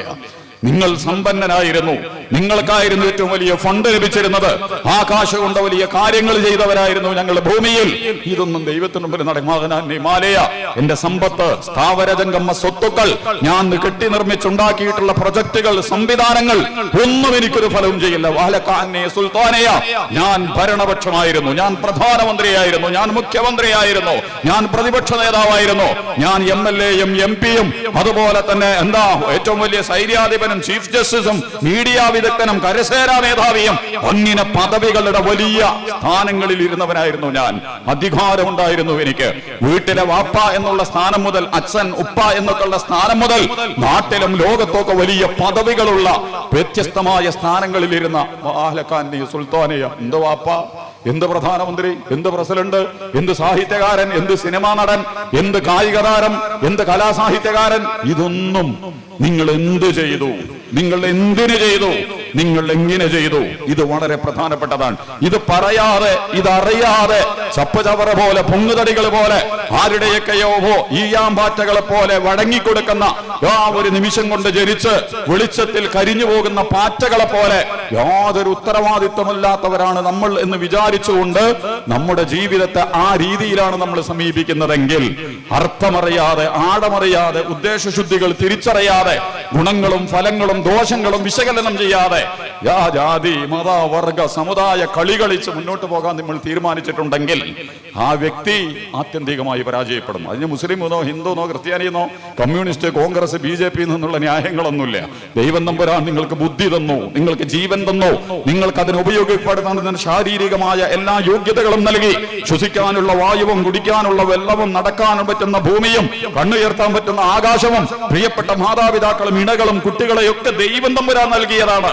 അതുകൊണ്ട് ആ ദൈവീകമായ ഘടനക്കനുസരിച്ച്, അള്ളാഹുവിന്റെ നിയമം അനുസരിച്ച് നീ നിന്റെ ജീവിതത്തിന് കെട്ടിപ്പടുക്കുന്നതിൽ, സമീപനങ്ങൾ സ്വീകരിക്കുന്നതിൽ, പ്രയോഗിക്കുന്നതിൽ നീ എവിടെയാണ് എത്തിയത്? അതുകൊണ്ടാണ് ഞാൻ നേരത്തെ പറഞ്ഞത്, ഞാൻ കമ്മ്യൂണിസ്റ്റാണ്, ഞാൻ കോൺഗ്രസ് ആണ്, ഞാൻ BJP ആണ്, സുന്നിയാണ്, മുജാഹിദാണ്, ഹിന്ദുവാണ്, മുസ്ലിമാണ്, ഇതുകൊണ്ടൊന്നും കാര്യം നടക്കില്ല. കുറച്ചും കൂടി നല്ല കൊടുക്കലുകളും വാങ്ങലുകളും നടക്കേണ്ടതുണ്ട് എന്ന് ആമുഖമായി സൂചിപ്പിച്ച് ഇൻഷാ അല്ലാഹ് ബാങ്ക് കൊടുത്തതിന് ശേഷം, മരുഭംസ്കാരത്തിന് ശേഷം കുറച്ച് കാര്യങ്ങൾ കൂടി നമുക്ക് സൂചിപ്പിക്കാം എന്ന് ഓർമ്മിപ്പിച്ചുകൊണ്ട് തൽക്കാലം അവസാനിപ്പിക്കുന്നു. അസ്സലാമു അലൈക്കും. ആരാണ്, എങ്ങനെയാണ് എന്നറിയാതിരിക്കുന്നു. അതുകൊണ്ട് ജമാഅത്തെ ഇസ്ലാമിയെ പോലത്തെ ഒരു പ്രസ്ഥാനം പോലും ആ രീതിയിലാണ് അവതരിപ്പിക്കപ്പെടുന്നത്. മിക്കവാറും എല്ലാ സംഘടനകളും, ധാരാളം സംഘടനകൾ പ്രവർത്തിക്കുന്ന മതങ്ങളും സമുദായങ്ങളും പാർട്ടികളും ഒക്കെയുള്ള ഒരു നാട്ടിലാണ് നമ്മൾ ജീവിക്കുന്നത്. ലോകത്തുടനീളം പലതരം സംഘടനകളുണ്ട്, പലതിനു വേണ്ടിയുമുള്ള സംഘടനകളുണ്ട്, പല ഭാവങ്ങളിലും പ്രഭാവത്തിലും ഒക്കെ പ്രവർത്തിക്കുന്ന സംഘടനകളുണ്ട്. എല്ലാ സംഘടനകളെ കുറിച്ചും മോശപ്പെട്ട ധാരണ നമ്മൾ വെക്കേണ്ടതില്ല. വെക്കാം, ആ സംഘടന ശരിയല്ല എന്ന് നമുക്ക് ഒരു സംഘടനയെക്കുറിച്ച് തീരുമാനിക്കാം. നമ്മുടെ വസ്തുനിഷ്ഠമായ പഠനത്തിന് ശേഷം, കൃത്യമായ യോഗ്യതകൾക്ക് ശേഷം. നമ്മൾക്ക് കാമ്പട്യവും കള്ളത്തരവും ഉടായിപ്പൊക്കെ ഉണ്ടെങ്കിൽ അത് വേറെ ചർച്ചാ വിഷയമാണ്. സത്യസന്ധമായിട്ട് ഒരു കാര്യത്തിന് യുക്തിപൂർവം കാര്യകാരണ ബന്ധങ്ങളുടെ അടിസ്ഥാനത്തിൽ വസ്തുതാപരമായി നമ്മൾ ഒരു വിഷയത്തെക്കുറിച്ച് പഠിക്കുകയും ആ പഠനത്തിന്റെ അടിസ്ഥാനത്തിൽ ഈ നിലപാട് ശരിയല്ല, അത്തരം നിലപാടുകളെയാണ് ഈ സംഘടന പ്രതിനിധീകരിക്കുന്നത് എന്നുള്ളത് കൊണ്ട് ആ സംഘടനയോട് നമുക്ക് വിയോജിപ്പാകാം. ഇനി നമുക്ക് പഠിക്കാനും മനസ്സിലാക്കാനൊന്നും സാധിക്കണില്ല എന്ന് വെക്കുക. ഒരു സംഘടനയെ സംബന്ധിച്ച്, ഒരു സംവിധാനത്തെ സംബന്ധിച്ച് നമുക്ക് കൃത്യമായി അറിയാനും പഠിക്കാനും ഒന്നും വഴികളില്ലെങ്കിൽ നമുക്കതിന് സമയമില്ല, നമ്മൾ അത്തരം കാര്യത്തിൽ തൽപരരല്ല എങ്കിൽ നമ്മൾ ചെയ്യേണ്ടത് എല്ലാറ്റിനെയും ഗുണകാംക്ഷയോടുകൂടി സമീപിക്കുക. നമ്മുടെ അനുഭവത്തിൽ, നമ്മുടെ നേർക്കുനേരുള്ള അനുഭവത്തിൽ അതൊരിക്കലും തെറ്റായ ഒരു സംഗതി അതുകൊണ്ട് നമുക്ക് അനുഭവിക്കാൻ വന്നിട്ടില്ലെങ്കിൽ മറ്റുള്ളവരുടെ വർത്തമാനങ്ങൾ കേട്ടിട്ട് അവരെങ്ങനെയാണ്, ഇവരിങ്ങനെയാണ്, മറ്റുള്ളവർ അത് പ്രകാരമാണ്, ഈ സംഘടന അതാണ് എന്ന് പറയുന്നതിന് പകരം എല്ലാ സംഘടനകളെ കുറിച്ചും ഗുണകാംക്ഷയോടുകൂടി നല്ല നിഷ്കളങ്കമായ സ്വഭാവത്തിൽ സ്വാഭാവികമായി നന്മകൾ മാത്രമാണ് ഉള്ളത് എന്ന് നമ്മൾ വിചാരിക്കുക. ഇതും അള്ളാഹു നമ്മളെ പഠിപ്പിച്ച, നമുക്കറിയാത്തൊരു കാര്യത്തെക്കുറിച്ചും ഒരു ടീമിനെ കുറിച്ചും ഒരു സംവിധാനത്തെക്കുറിച്ചും ഒന്നും അത് വളരെ അപകടകാരിയായ സംഗതികളാകുന്നു എന്ന് ആർക്കൊക്കെയോ വേണ്ടി പ്രചരിപ്പിക്കുന്നതോടുകൂടി നമുക്ക് ബോധ്യതയില്ല, നമ്മുടെ അനുഭവങ്ങളിലില്ല, നമ്മൾ കാര്യങ്ങളെ വസ്തുനിഷ്ഠമായിട്ട് പഠിച്ചിട്ടില്ല. അത്തരമൊരു ഘട്ടത്തിൽ ഒരു പ്രസ്ഥാനത്തെക്കുറിച്ചും, ഒരു വ്യക്തിയെക്കുറിച്ച്, ഒരു സംഘത്തെക്കുറിച്ച്, ഒന്നിനെ കുറിച്ചും, ഒരു സമുദായത്തെ, ഒരു വിഭാഗത്തെക്കുറിച്ചൊന്നും തന്നെ അത്തരം ധാരണകൾ വെച്ചു പുലർത്താൻ പാടില്ല എന്ന് നമ്മൾ മനസ്സിലാക്കണം. പിന്നെ നമ്മൾ ചെയ്യേണ്ട പണി എന്താ? നമുക്ക് ഇനി ഇപ്പൊ ജമാഅത്തെ ഇസ്ലാമിയെ കുറിച്ച് പറയുന്നു. ജമാഅത്തെ ഇസ്ലാമി വലിയ പ്രശ്നമാകുന്നു. എന്ന രീതിയിൽ അവതരിപ്പിക്കപ്പെടുന്നുണ്ടെങ്കിൽ ഏറ്റവും ചുരുങ്ങിയ ജമാഅത്തെ ഇസ്ലാമിയോടും നല്ല നിലപാട് പുലർത്തും. ഇല്ലെങ്കിൽ എന്ത് ചെയ്യണം? എന്താണ് ജമാഅത്തെ ഇസ്ലാമിയുടെ പ്രശ്നം? ജമാഅത്തെ ഇസ്ലാമി എന്ത് കുഴപ്പമാണ് ഇവിടെ ഉണ്ടാക്കിക്കൊണ്ടിരിക്കുന്നത്? ജമാഅത്തെ ഇസ്ലാമി പ്രവർത്തകർ എന്റെ പ്രദേശത്തുണ്ടല്ലോ, എന്റെ നാട്ടിലുണ്ടല്ലോ, ഞങ്ങളുടെ ചുറ്റുപാടിലുണ്ടല്ലോ, അല്ലെങ്കിൽ കാസർഗോഡ് ജില്ലയിലുണ്ടല്ലോ, അവരുമായി ബന്ധപ്പെട്ടുകൊണ്ട് അതിന്റെ വസ്തുനിഷ്ഠമായ ഒരു അന്വേഷണങ്ങൾ ഞാൻ നടത്തണം. അല്ലാത്തിടത്തോളം അത് കാപട്യമാണ്, അത് കള്ളത്തരമാണ്. അത് നമ്മൾ നേരത്തെ പറഞ്ഞതുപോലെ അവനവന്റെ അധികാര, സാമുദായിക, ജാതീയ, വർഗീയ, സംഘടന, സാമ്പത്തിക താല്പര്യങ്ങൾക്ക് വേണ്ടി നമ്മൾ നടത്തുന്ന ആക്ഷേപങ്ങളും പരിഹാസങ്ങളും കെട്ടുകഥകളും നമ്മുടെ അസൂയയും വിദ്വേഷവും ഒക്കെ പറഞ്ഞു തീർക്കുകയാണ് നമ്മൾ യഥാർത്ഥത്തിൽ. അതല്ലെങ്കിൽ നമ്മൾ നേരത്തെ പറഞ്ഞ പോലെ നിഷ്കളങ്കമായ ഒരു എല്ലാവരെയും ഉൾക്കൊള്ളുക. നമുക്ക് അറിയണമെന്നുണ്ടെങ്കിൽ വസ്തുനിഷ്ഠമായിട്ട് അതിനെ പഠിക്കാനുള്ള ശ്രമങ്ങൾ നടത്തുക. ഈ രണ്ടു തരം സംഘടനകൾ നമ്മുടെ മുമ്പിൽ ഉണ്ടാവും. വളരെ നല്ല ആശയങ്ങളെ പ്രതിനിധീകരിക്കുന്ന സംഘടനകൾ ഉണ്ടാവും. പല രീതിയിലും നമ്മുടെ നാട്ടിലും പ്രദേശത്തൊക്കെ പ്രവർത്തിക്കുന്ന 10, 15, 20 ആളുകൾ മുതൽ മഹാജനസഞ്ചയങ്ങളടക്കം അണിചേർന്നിട്ടുള്ള വലിയ സംഘടനകൾ ഉണ്ടാവും. ആ സംഘടനകൾ വലിയ ആശയങ്ങൾക്ക് വേണ്ടി നിലകൊള്ളുന്നതായിരിക്കും. ആശയങ്ങൾ വളരെ പ്രധാനപ്പെട്ടതാണ്. ആശയങ്ങളും ദർശനങ്ങളുമാണ് മനുഷ്യന്റെ ജീവിതത്തിന് കരുത്തുള്ളതും കൃത്യമുള്ളതും അതുപോലെ തന്നെ അവന്റെ ജീവിതത്തിന് ഊടും പാവുമൊക്കെ നൽകുന്നത് വലിയ ആശയങ്ങളും ദർശനങ്ങളും അതിന്റെ അടിസ്ഥാനങ്ങളും ഒക്കെയാണ്. നമ്മൾ അഖീദ എന്നൊക്കെ പറയും അറബിയിൽ. ഇങ്ങനെ ഒരു അടിസ്ഥാനങ്ങൾ ഉണ്ടാവണം. നല്ല ആശയങ്ങളുള്ള, നല്ല അടിസ്ഥാനങ്ങളുള്ള സംഘടനകൾ ഉണ്ടാകാം, നല്ല സംഘടനകൾ ഉണ്ടാകാം. നമുക്കറിയാത്തത് കൊണ്ട് അതിന്റെ ആശയം എന്താണ്, അതിന്റെ അടിസ്ഥാനം എന്താണ്, അതിന്റെ അഖീദ എന്താണ്, അത് എന്തടിസ്ഥാനത്തിലാണ് പ്രവർത്തിക്കുന്നത് എന്നറിയാത്തത് കൊണ്ട് ആ ആശയത്തെ കുറിച്ച് കുരുടൻ ആനയെ കണ്ടതുപോലെ നമ്മൾക്ക് തോന്നിയത് നമ്മൾ പലതും പറയും. അത് ശരിയല്ല. ആശയത്തെ മനസ്സിലാക്കുക. ഇപ്പൊ ചിലത് നല്ല ആശയങ്ങളായിരിക്കും, പക്ഷെ ആ ആശയത്തെ പ്രതിനിധീകരിക്കുന്നത് ഒട്ടും സുഖകരമല്ലാത്ത ആളുകളായിരിക്കും. അങ്ങനെ ഉണ്ടാവും നമ്മളുടെ മുമ്പിൽ. ഇന്ത്യൻ ഭരണഘടനയെ കുറിച്ച് ബാബാ സാഹിബ് അംബേദ്കർ ഒരിക്കൽ പറഞ്ഞ വർത്താനുണ്ട്. ഭരണഘടന മെനക്കെട്ടുണ്ടാവും, വളരെ അധ്വാനിച്ചുണ്ടാക്കിയിട്ടുള്ള ഭരണഘടനയാണ് ഇന്ത്യയുടേത്. ഇന്ത്യയെ പോലത്തെ കേരളം മുതൽ കാശ്മീർ വരെ, ആസാം മുതൽ പഞ്ചാബ് വരെ, ഗുജറാത്ത് വരെ വളരെ വ്യത്യസ്തമായ, നമ്മൾ ഈ സംഘപരിവാർ ഒന്നും പറയുന്ന മാതിരി എല്ലാവരും ഒരുപോലെയൊന്നുമല്ല, അനവധി ബഹുവിധ വൈജാത്യങ്ങളും വൈവിധ്യങ്ങളും വ്യത്യസ്തതകളും ഒക്കെയുള്ള ലോകത്തെ തന്നെ അപൂർവ പ്രദേശങ്ങളിൽ ഒന്നാണ് ഇന്ത്യ എന്ന് പറയുന്നത്. മലയാളിയെ പോലെയല്ല ഈ മംഗലാപുരത്തേക്ക് നമ്മൾ എത്തുന്നതോടുകൂടി കാര്യങ്ങൾ. മംഗലാപുരം പോലെയല്ല ഹൈദരാബാദിലേക്ക് കയറുമ്പോൾ, ആന്ധ്രയിലേക്ക് നമ്മൾ പോകുമ്പോൾ, അവിടെ നിന്ന് ഇങ്ങോട്ട് ഒഡീഷയിലേക്കും ബീഹാറിലേക്കും പോകുമ്പോൾ രീതിയും സ്വഭാവവും കാലാവസ്ഥയും മണ്ണും ഫലങ്ങളും ഒക്കെ മാറുകയാണ്. വളരെ വലിയ വൈവിധ്യങ്ങളുള്ള സാമുദായികതകളിൽ, മതവിശ്വാസങ്ങളിൽ, ആചാരങ്ങളിൽ, വേഷവിധാനങ്ങളിൽ, ഭാഷകളിൽ, സംസ്കാരത്തിൽ ഇങ്ങനെ വലിയ വൈവിധ്യങ്ങളെ പ്രതിനിധീകരിക്കുന്ന ലോകത്തെ അപൂർവ രാജ്യങ്ങളിൽ നിന്നാണ് നമ്മുടെ രാജ്യം ഇന്ത്യ എന്ന് പറയുന്നത്. അതുകൊണ്ട് ആ ഇന്ത്യ രാജ്യത്തെ കരുത്തും നല്ല വ്യക്തതയുമുള്ള ഒരു ഭരണഘടന ഉണ്ടാകണമെന്നുള്ള നിലക്ക് അമേരിക്കന്റെയും അറബികളുടെ ബ്രിട്ടന്റെയും ലോകത്തുള്ള ജനാധിപത്യ സംവിധാനങ്ങളുടെയൊക്കെ ഭരണഘടനകളൊക്കെ ആറ്റിക്കുറക്കി വളരെ അധ്വാനിച്ചുകൊണ്ടാണ് ബാബാ സാഹിബ് അംബേദ്കർ ഭരണഘടന ഉണ്ടാക്കുന്നത്. ആ ഭരണഘടനയെ കുറിച്ച് അദ്ദേഹം പറഞ്ഞൊരു വർത്താനുണ്ട്. ഭരണഘടന എത്ര ഉഷാറായിട്ടും കാര്യമില്ല, ആ ഭരണഘടനയെ പ്രതിനിധീകരിക്കുന്ന ആളുകൾ വഷളന്മാരാണെങ്കിൽ, കൊള്ളരുതാത്തവരാണെങ്കിൽ, ഡീപൊളിറ്റിക്സ് ഉള്ളവരാണെങ്കിൽ, അണ്ടർഗ്രൗണ്ട് അജണ്ട നടത്തുന്നവരാണെങ്കിൽ, സ്വന്തം താല്പര്യങ്ങൾക്ക് വേണ്ടി അതിനെ ദുരുപയോഗം ചെയ്യാൻ തീരുമാനിച്ചവരാണെങ്കിൽ നമ്മളിപ്പോ അത് കണ്ടുകൊണ്ടിരിക്കുകയാണ്. ഇലക്ഷൻ കമ്മീഷൻ മുതൽ, നമ്മുടെ പൗരത്വങ്ങൾ മുതൽ, മീഡിയ സംവിധാനങ്ങൾ മുതൽ, ED മുതൽ, പാർലമെന്റ് മുതൽ, നിയമസഭകൾ മുതൽ, അധികാര കേന്ദ്രങ്ങളെ, ഭരണഘടനയെ അടക്കം ഇന്ത്യയിലെ ഏറ്റവും അപകടകരമായ പ്രസ്ഥാനം ഭരണഘടനാ സംവിധാനങ്ങളുടെ തണലിൽ നിന്നുകൊണ്ടാണ് ഏറ്റവും ആസുരമായ വേട്ടകൾ, മനുഷ്യത്വ വിരുദ്ധ പ്രവർത്തനങ്ങൾ ഈ രാജ്യത്ത് നടപ്പിലാക്കിക്കൊണ്ടിരിക്കുന്നത്. അത് ഭരണഘടനയുടെ തകരാറല്ല. ആ ഭരണഘടനയെ പ്രതിനിധീകരിക്കേണ്ട ആളുകൾ വളരെ മോശപ്പെട്ടവരായാൽ എത്ര നല്ല ആശയങ്ങളും ഒന്നും അല്ലാതായിട്ട് മാറും. ഇസ്ലാം വളരെ നല്ലതാണ്, ഹിന്ദുത്വം വളരെ നല്ലതാണ്, ക്രിസ്ത്യാനിറ്റി വളരെ നല്ലതാണ്, അതുപോലെ കമ്മ്യൂണിസം വളരെ നല്ലതാണ്, ഫാസിസം വളരെ നല്ലതാണ്, ലിബറലിസം വളരെ നല്ലതാണ് എന്നൊക്കെ നമ്മൾ പറയുന്നു. പക്ഷെ അതിന്റെ ആളുകൾ വളരെ മോശപ്പെട്ടവരാണെങ്കിൽ എത്ര നല്ല സാധനവും എന്താവും, ഒന്നും അല്ലാതായിട്ട് മാറും. ഞാനത് പറയുന്നു. ജമാഅത്തെ ഇസ്ലാമി എന്തിനു വേണ്ടി പ്രവർത്തിക്കുന്നു എന്ന് ചോദിക്കുമ്പോ, ജമാഅത്തെ ഇസ്ലാമിയുടെ ആശയവും ദർശനവും മോശമാണെങ്കിൽ ജമാഅത്തെ ഇസ്ലാമിക്കാരൻ എത്ര നന്നായിട്ടും കാര്യമില്ല. കാരണം അതേസമയം അടിസ്ഥാനപരമായി നന്നാവേണ്ടത് എന്തിന്റെയും പ്രത്യയശാസ്ത്രമാണ്, അതിന്റെ ആദർശപരവും ആശയപരവുമായ അടിത്തറയാണ്, അതിന്റെ വിശ്വാസപരവും കർമ്മപരവുമായ മൂല്യങ്ങളെ നിശ്ചയിക്കുന്ന മാനദണ്ഡങ്ങളാണ്. അത് ഏറ്റവും പ്രധാനപ്പെട്ടതാണ്. അപ്പോൾ നല്ല ആശയങ്ങൾ ഉണ്ടാകാം, വളരെ മോശപ്പെട്ട ആളുകൾ അതിനു വേണ്ടി പ്രവർത്തിച്ചു കൊണ്ടിരിക്കുന്നുണ്ടാവാം. വേറെയും തിരിച്ചു സംഭവിക്കലുണ്ട്. വളരെ നല്ല ആളുകൾ വളരെ കെട്ട ആശയങ്ങളുടെ പ്രബോധകന്മാരും പ്രചാരകന്മാരും അതിനെ പ്രസരിപ്പിക്കുന്നവരുമായിട്ട് നമ്മുടെ മുമ്പിൽ ഉണ്ടാവും. കഥറിയാതെ ഇപ്പൊ സംഘപരിവാരൊക്കെ പറ്റിക്കൊണ്ടിരിക്കുന്ന ഏറ്റവും പ്രധാനപ്പെട്ട സൂത്രങ്ങളിൽ ഒന്നാണത്. മീഡിയയെ വിട്ട് അതുപോലെ തന്നെ ആളുകളെ വിട്ട് രഹസ്യാന്വേഷണ സംഘങ്ങളെ വിട്ട് വേട്ടയാടി ഇരുട്ടിൽ അവരെ ടോർച്ചടിച്ച് സമീപിച്ച് എന്നിട്ട് അവസാനം ഏത് നല്ലവനെയും പിടിച്ചിട്ട് പറയും ഈ നമ്മളെ കൂടെ കൂടിയിട്ടില്ലെങ്കിൽ എന്റെ കഥ നമ്മൾ കഴിക്കും. ഇപ്പൊ BJP-യിലേക്ക് ഇപ്പൊ നമ്മുടെ ഈ പറയുന്ന കേരളത്തിലെ ഏറ്റവും വലിയ സെക്യുലർ പ്രസ്ഥാനങ്ങളിൽ നിന്നാണ് CPM-ന്റെ അകത്തളങ്ങളിൽ നിന്ന് പോലും കൂടുതൽ ആളുകളും പോണത് ഇപ്പൊ സംഘപരിവാരത്തിലേക്കാണ്. BJP-യുടെ അടുക്കളയിലേക്കും അതിന്റെ കിടപ്പറയിലേക്കുമാണ് CPM-ന്റെ സുഹൃത്തുക്കൾ കണ്ടമാനപ്പ് കയറിപ്പോയിക്കൊണ്ടിരിക്കുന്നത്. പണ്ടത് കോൺഗ്രസിനെ കുറിച്ച് പറഞ്ഞിരുന്നു. കോൺഗ്രസിന്റെ ശരീരത്തിലാണ് മുട്ടയിട്ട് പെരുകിയത് RSS. ഒരു സംശയവും നിങ്ങൾ വെക്കേണ്ട കാര്യമില്ല. പഴയ കാലത്തെ ചരിത്രത്തിൽ കോൺഗ്രസിന് 2 ധാര ചരിത്രത്തിൽ പണ്ട് മുതലേ ഉണ്ടായിട്ടുണ്ട്. ഗാന്ധിയുടെ ധാര, ജവഹർലാൽ നെഹ്റുവിന്റെ ധാര, അബുൽ കലാം ആസാദിന്റെ ധാര. അതേസമയം മറുഭാഗത്ത് അതുപോലെ തന്നെ വളരെ അപകടകരമായ രീതിയിൽ സംഘപരിവാർ അതിന്റെ ഈ ചില സാധനങ്ങളും മറ്റുള്ളവരുടെ ശരീരത്തിൽ മുട്ടയിട്ടിട്ടാണ് വളർന്നു വരിക. അതിന് സ്വന്തം നിലക്ക് അതിജീവിക്കാനുള്ള വിശ്വാസപരമായ ആശയപരമായ അടിസ്ഥാനങ്ങൾ ഉണ്ടാവില്ല, സ്വന്തം നട്ടെല്ലുണ്ടാവില്ല, സ്വന്തം മസ്തിഷ്കം ഉണ്ടാവില്ല. അതുകൊണ്ട് എന്താണ് അക്കേഷ്യ, ഇത്തിക്കണ്ണി എന്നൊക്കെ പറഞ്ഞിട്ടുള്ള മരങ്ങളുണ്ടല്ലോ, മണ്ണിൽ സ്വന്തത വളരൂല. മറ്റൊരു മരത്തിന്റെ മുകളിൽ കയറിയിരുന്ന് ആ മരത്തിന്റെ എല്ലാ സാധനവും വലിച്ചെടുത്തിട്ട് എന്നതുപോലെ ഇന്ത്യ രാജ്യത്ത് സംഘപരിവാരം വളർന്നത് കോൺഗ്രസിന്റെ അകത്തളങ്ങളിലാണ്.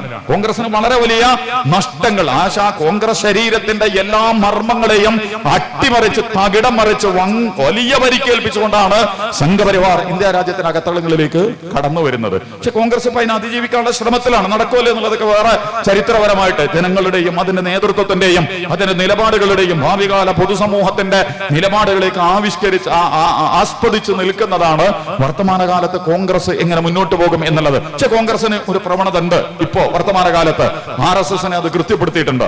ഇന്ത്യയുടെ ശത്രു RSS ആണ് എന്ന് കോൺഗ്രസിന്റെ ഏറ്റവും സമുന്നതനായ നേതാവ് രാഹുൽ ഗാന്ധിയാണ്. ചിലപ്പോൾ നമുക്കൊക്കെ അറിയാൻ കഴിയുന്നത് പോലെ ഇന്ത്യയിൽ ഇന്ന് RSS-നെ നട്ടല് നിവർത്തി ധൈര്യസമേതം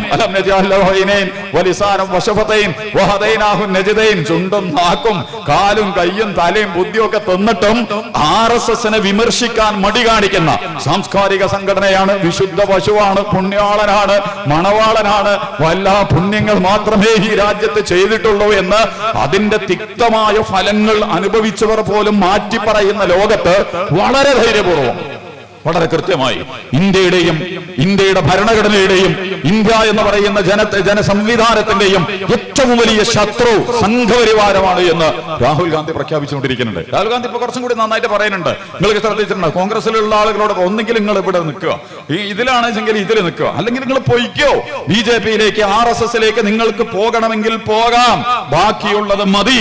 കാരണം എങ്കിലേ ഇതിനെ നമുക്ക് എന്തെങ്കിലും ചെയ്യാൻ പറ്റുള്ളൂ. ഞാൻ പറഞ്ഞത് കോൺഗ്രസിന്റെ ശരീരത്തില് മുട്ടയിട്ട് വളർന്ന വളരെ മാരകമായി ഈ രാജ്യത്തിന്റെ എല്ലാ ഭാഗങ്ങളിലേക്കും കോൺഗ്രസിനെ ഉപയോഗിച്ച് വളർന്നു വന്ന പ്രസ്ഥാനങ്ങളിൽ ഒന്നായിരുന്നു RSS. ആ RSS-ന്റെ ക്ഷണം കേട്ടിട്ട് ആളുകൾ ഇപ്പൊ അതിലേക്ക് ഇങ്ങനെ പോയി. ഗാന്ധി എവിടെ വെച്ചത് മറന്നു, ഇന്ത്യ വിഭജിച്ചത് മറന്നു, ഇന്ത്യയിലെ ബാബരി മസ്ജിദ് സംവിധാനങ്ങൾ മറന്നു, ഈ രാജ്യത്തെ പൗരത്വ പരിശോധന നടത്തിയ ഒരു വിഭാഗത്തെ ഉന്മൂലനം ചെയ്യാനുള്ള പരിപാടികളുമായി പോകുന്നത് മറന്നു. ഇത് വളരെ വലിയ വിശുദ്ധ സംഘമാണ് എന്ന രീതിയിൽ വളരെ മാരകമായ കെട്ട ദർശനത്തിന്റെ പിന്നാലെ കണ്ടമാനം ആളുകൾ, വളരെ നല്ല ആളുകൾ പോലും വളരെ ദുഷിച്ച ആദർശത്തിന്റെ പിൻബലത്തിന് കൂട്ടുപിടിക്കുന്ന ആളുകളെ കാണും. എല്ലാറ്റിലും നല്ലവരുണ്ടാവും, എല്ലാവരിലും മോശപ്പെട്ടവരുണ്ടാവും ചിലപ്പോൾ. അപ്പോ ഒരു സംഘടനയെ, ഒരു പ്രസ്ഥാനത്തെ, ഒരു സംവിധാനത്തെ ഒന്നും വിലയിരുത്തേണ്ടത് യഥാർത്ഥത്തിൽ ഈ മാനദണ്ഡങ്ങൾ വെച്ചുകൊണ്ടല്ല, മറിച്ച് രണ്ടും ആളെയും നോക്കണം, ആശയത്തെയും നോക്കണം. ഇത് രണ്ടും പ്രധാനപ്പെട്ടതാണ്. ഒരു പ്രസ്ഥാനത്തെ, ഒരാശയത്തെ, ഒരു ദർശനത്തെ, ഒരു മതത്തെ, ഒരു പാർട്ടിയെ, ഒരു സംഘടനയെ, അതിന്റെ അടിസ്ഥാനങ്ങളെ, അവർ നടപ്പിലാക്കുന്ന കാര്യങ്ങളെയൊക്കെ വിശകലനം ചെയ്യാൻ അതിന്റെ ആദർശം എന്താണ്, അതിനെ പ്രതിനിധീകരിക്കുന്ന ഇയാളുടെ രീതിശാസ്ത്രം എന്താണ്, നിലപാടെന്താണ്, ഇങ്ങനെ നിങ്ങൾ പരിശോധിക്കുകയാണെങ്കിൽ ജമാഅത്തെ ഇസ്ലാമി വളരെ ധൈര്യപൂർവ്വം മുമ്പിൽ എഴുന്നേറ്റ് നിൽക്കും. ജമാഅത്തെ ഇസ്ലാമി ആശയത്തിലും ദർശനത്തിലും അതിന്റെ പ്രയോഗത്തിലും ഇസ്ലാമിക പ്രസ്ഥാനം, ഇതൊരു അവകാശവാദ അഹങ്കാര പ്രഖ്യാപനമൊന്നുമല്ല. ജമാഅത്തെ ഇസ്ലാമി എന്തോ വിശുദ്ധ പശുവാണ്. മറ്റേ രാജേഷിനോട് ചോദിക്കുന്നുണ്ട്, ഏതോ മീഡിയക്കാരൻ ചോദിക്കണം നമ്മുടെ മന്ത്രിയോട്, എന്താ ജമാഅത്തെ ഇസ്ലാമിയെ കുറിച്ച് ചോദ്യം ചെയ്യുമ്പോഴേക്ക് നിങ്ങളെന്തിരങ്ങൾ, അപ്പൊ അദ്ദേഹം അങ്ങോട്ട് ചോദിക്കുക, ജമാഅത്തെ ഇസ്ലാമി എന്താ വിശുദ്ധ പശുവാണോ, പുണ്യാളനാണോ, ഇവിടെ എല്ലാരും വിമർശിക്കല്ലേ, പിന്നെ എന്താ ജമാഅത്തെ ഇസ്ലാമിയെ വിമർശിക്കുന്നത്? നമ്മുടെ ഇരുട്ടുകൊണ്ട് ഓട്ടയടച്ച് രക്ഷപ്പെടേണ്ട സാധനങ്ങളല്ല ഇതൊന്നും.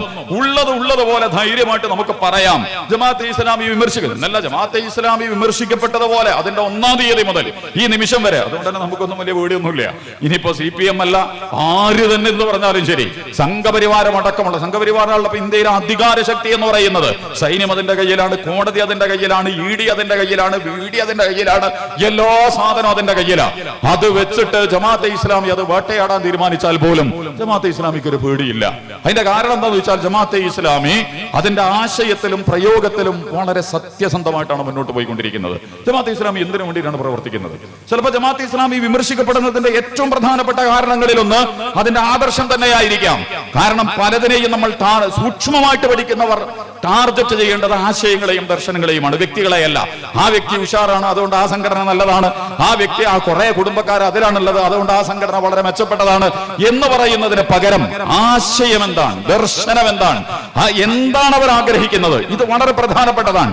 അത്തരം പരിശോധനകൾ നടത്തിക്കൊണ്ട് വ്യക്തികളെയും പ്രസ്ഥാനങ്ങളെയും സംഘങ്ങളെയും രാഷ്ട്രങ്ങളെയും ഒക്കെ വിശകലനം ചെയ്യേണ്ടത് യഥാർത്ഥത്തിൽ അവരുടെ ആശയങ്ങളെയും ദർശനങ്ങളെയും വെച്ചുകൊണ്ടാണ്.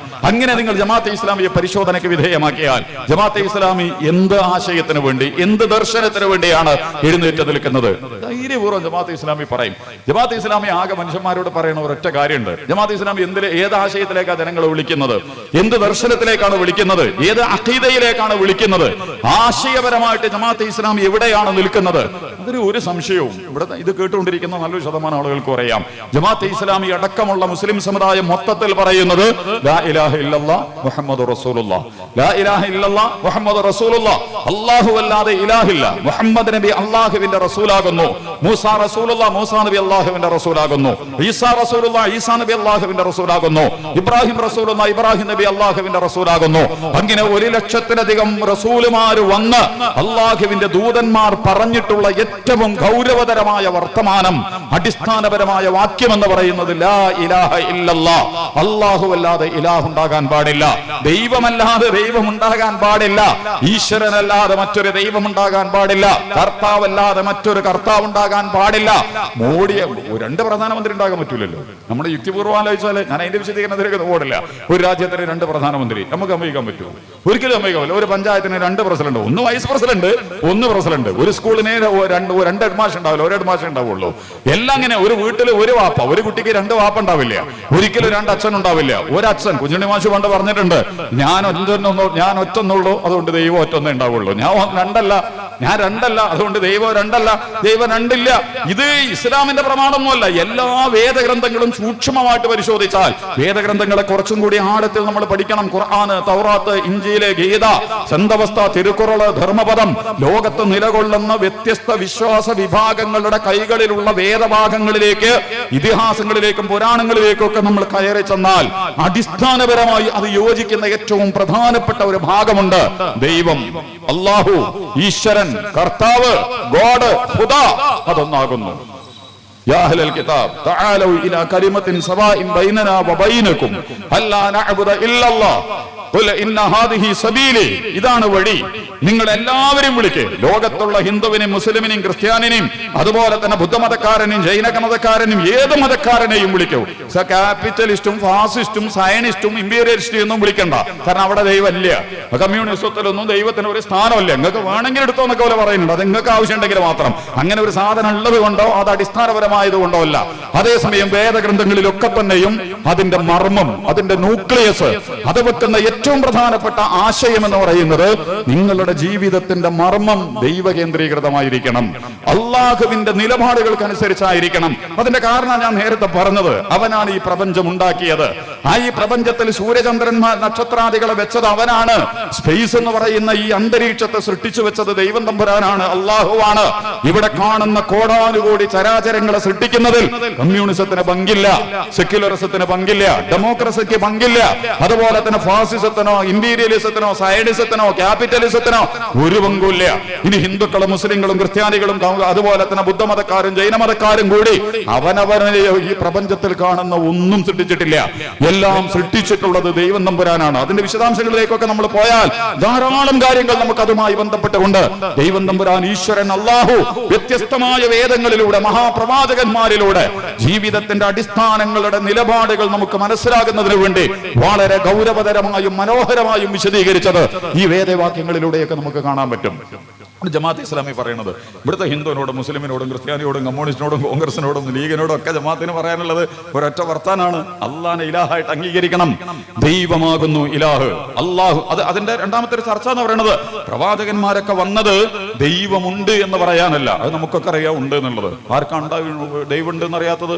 വളരെ കുറച്ച് ആളുകൾ മാത്രമേ ദൈവമല്ല എന്ന് പറയുന്ന ആളുകൾ ഉണ്ടാവുള്ളൂ. ഇന്ന് വേറെ സാധനമായിട്ട് അത് വരുന്നുണ്ട്. സംഘപരിവാരത്തിനും അതുപോലെ തന്നെ നിരീശ്വര നിർമ്മതവാദത്തിനും ഒക്കെ കൂട്ടുപിടിച്ചിട്ട് വേറെ ഒരു സാധനം ഉണ്ടല്ലോ. എന്താണ് ഇത്?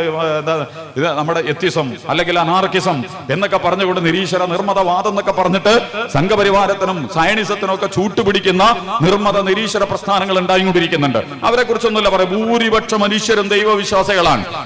ഈ മനുഷ്യനോട് ഖുർആൻ തന്നെ ഒരു ഭാഗത്ത്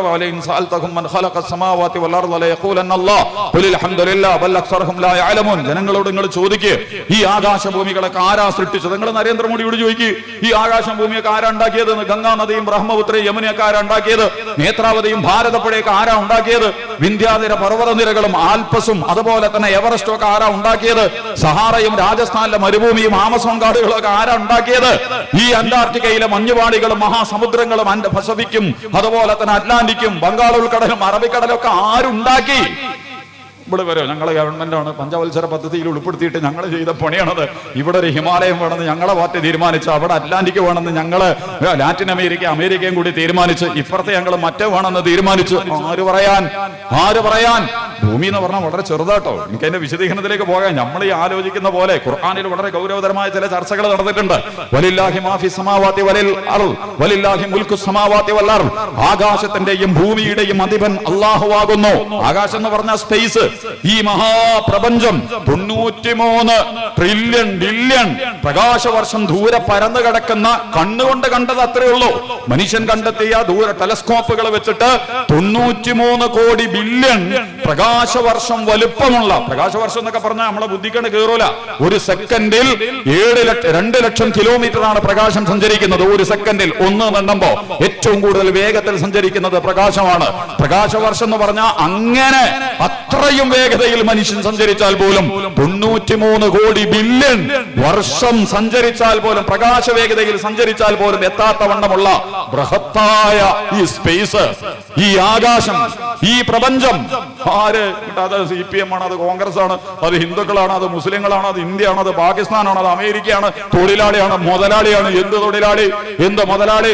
നമ്മുടെ ശരീരത്തിലൂടെ വരിച്ചു കിടക്കുന്ന ഒരു ഉറുമ്പ് വരിക്കുകയാണ്. ഈ ശരീരത്തെ നിയന്ത്രിക്കുന്നത് ഞാൻ. ഒരു ഉറുമ്പ് നമ്മുടെ ശരീരത്തിൽ കയറിയാൽ എങ്ങനെ ഉണ്ടാവും? ചെറിയൊരു ഉറുമ്പ്. കോടാനുകോടി പരമാണുക്കൾ വൈറസുകളാണ് നമ്മുടെ ശരീരം മുഴുവൻ. ഒരു വൈറസ് നമ്മുടെ ഈ ശരീരത്തിൽ നിന്നിട്ട് വിചാരിക്കാൻ ഞാനാണിത്. കോടാനുകോടി വൈറസുകളിലെ നിസ്സാരനായ ഒരു വൈറസ് ശരീരത്തിലേക്ക്, നമ്മുടെ ശരീരത്തിന്റെ വലുപ്പത്തിൽ ആ വൈറസ് എന്ന് പറയുന്നത് വളരെ നിസ്സാരമാണ്. ഇതുപോലെയാണ് ഈ പ്രപഞ്ചം എന്ന് പറയുന്നത്. അത്രയും. സ്റ്റീഫൻ ഹോക്കിംഗ് എന്ന് പറഞ്ഞിട്ടുള്ള ശാസ്ത്രജ്ഞനുണ്ട്. അദ്ദേഹം ഒരു സ്ഥലത്ത് പറയുന്നുണ്ട്, നിങ്ങൾ ഈ രാത്രി ആകാശത്തേക്ക് നോക്കി എപ്പോ കാണൂല. ഈ കണ്ടമാന ലൈറ്റ് ഒക്കെ ഉണ്ടാവുമ്പോ ആകാശത്തേക്ക് നോക്കിയാൽ നക്ഷത്രങ്ങളെ കാണൂല. എല്ലാം ഇരുട്ടാവുമ്പോ, നല്ല ഇരുട്ടുള്ള രാത്രിയില് നിങ്ങൾ ആകാശത്തേക്ക് നോക്കിയിട്ട് കണ്ണിന്റെ മുമ്പിൽ നിങ്ങളുടെ ചൂണ്ടുവിരൽ ഇങ്ങനെ പിടിക്കുക. എന്നിട്ട് ആകാശത്തേക്ക് നോക്കുമ്പോൾ മറയുന്ന ഒരു ഭാഗം ഉണ്ടല്ലോ, നിങ്ങളെ കൈ കൊണ്ട് മറയുന്ന ഭാഗം 2 ലക്ഷം കോടി നക്ഷത്രങ്ങൾ. 2 ലക്ഷം കോടി നക്ഷത്രങ്ങൾ നിങ്ങളുടെ കണ്ണുകൊണ്ട് ഈ വിരല് കൊണ്ട് മറയുന്ന ആകാശത്തിലെ ആ സ്പേസിലുണ്ട് എന്നാണ് പറയുന്നത്. നിങ്ങളെ വിരലുകൊണ്ട് പറക്കണ ഭാഗത്ത്. എന്താണ് ഈ മഹാപ്രപഞ്ചം?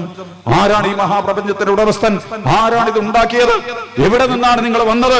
അതുകൊണ്ട് നമ്മളെ സംബന്ധിച്ചിടത്തോളം നമ്മൾ മനസ്സിലാക്കേണ്ടത് ഇത് അല്ലാഹ് അതിനും വില കുറച്ച് കാണിക്കുന്നുണ്ട്. മനുഷ്യന്മാരിപ്പോ ഈ കെട്ട കളിയൊക്കെ കളിക്കണം എന്തിനാ? മതവും ജാതിയും വർഗവും സമുദായവും ഉദ്യോഗവും പദവിയും ഒക്കെ പറഞ്ഞിട്ട് കളിക്കുന്നത് എന്താ? സമ്പത്ത് ഉണ്ടാവണം, അധികാരം ഉണ്ടാവണം, പിടിച്ചടക്കണം, അധിനിവേശം നടത്തണം, അടിച്ചമർത്തണം, കയ്യിലൊതുക്കണം, എല്ലാറ്റിന്റെയും ആള് ഞാനാണ് എന്ന് പറയണം.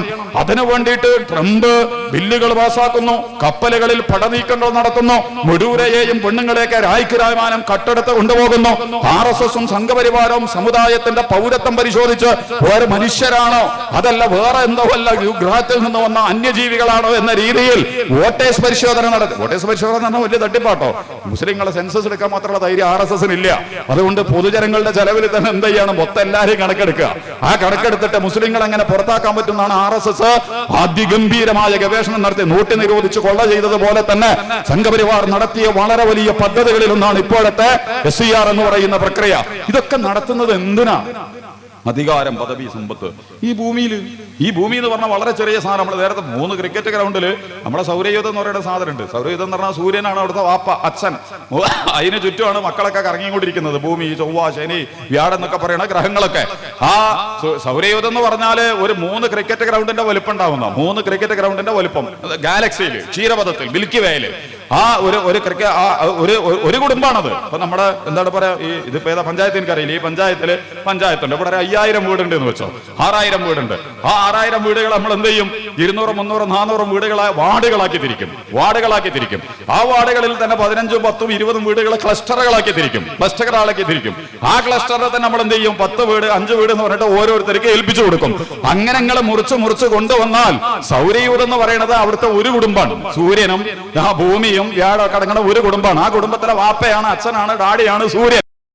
ഒരു മിഡിൽ സൈസ് നക്ഷത്രം, വന്നജമി ഇദാ ഹവ എന്നൊക്കെ പറയുന്ന ഒരു വലിയ ഭീകരൻ നക്ഷത്രമോ വലിയ ചെറിയ നക്ഷത്രമല്ല, ഒരു മിഡിൽ സൈസ് സാധാരണ മധ്യമ രീതിയിലുള്ള ഒരു നക്ഷത്രം മാത്രമാണ് സൂര്യൻ.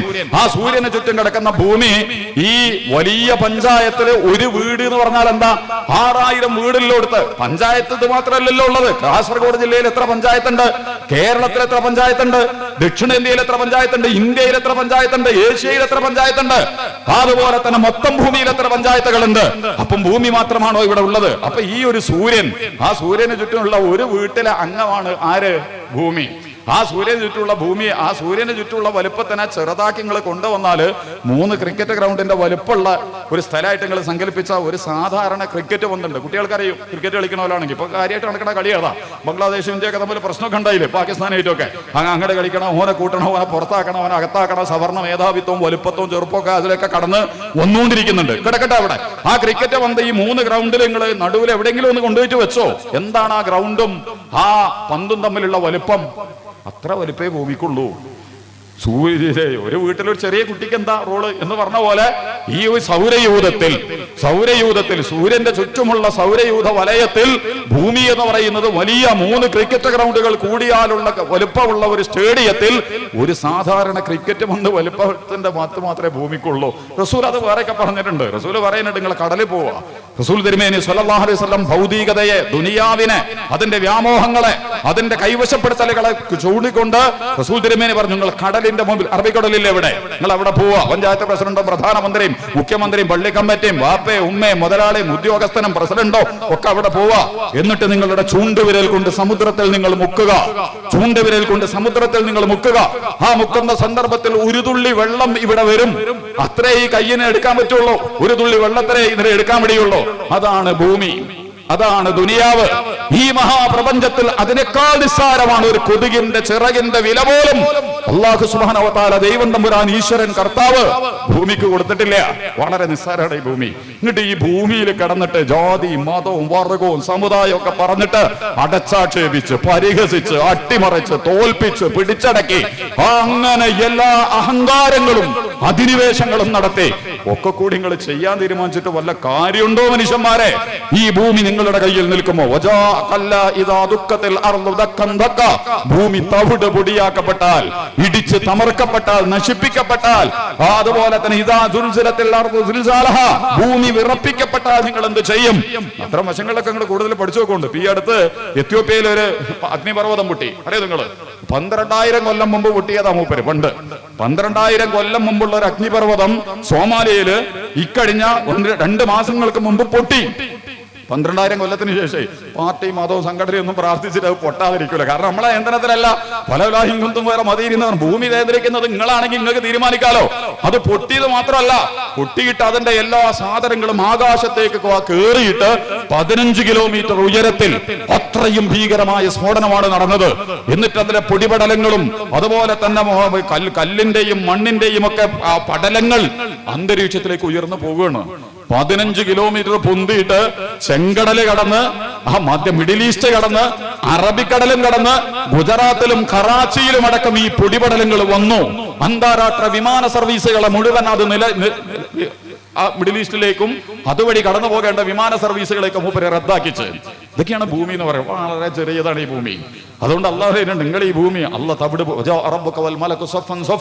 നിങ്ങൾക്ക് വലിയ അനുയായികളും സംഘവും നേതാക്കന്മാരോ എന്നൊക്കെ പറഞ്ഞ് നിങ്ങൾ ഇങ്ങനെ ചിന്താബാധൊക്കെ വിളിച്ചു വരുമല്ലോ, ഞങ്ങളാണ് നിങ്ങളാണ് നമ്മളാണ് എന്നൊക്കെ പറഞ്ഞിട്ട് അതിന്റെയൊക്കെ അപ്പുറം ദൈവം തമ്പുരാൻ മാലാഖമാരോടുകൂടി എല്ലാറ്റിനെയും തകിടം മറിച്ച് നിങ്ങളുടെ മുമ്പിൽ അണിയണിയായി വന്ന് നിന്നാൽ പറഞ്ഞതിന്റെ അർത്ഥം എന്താണെന്നറിയോ?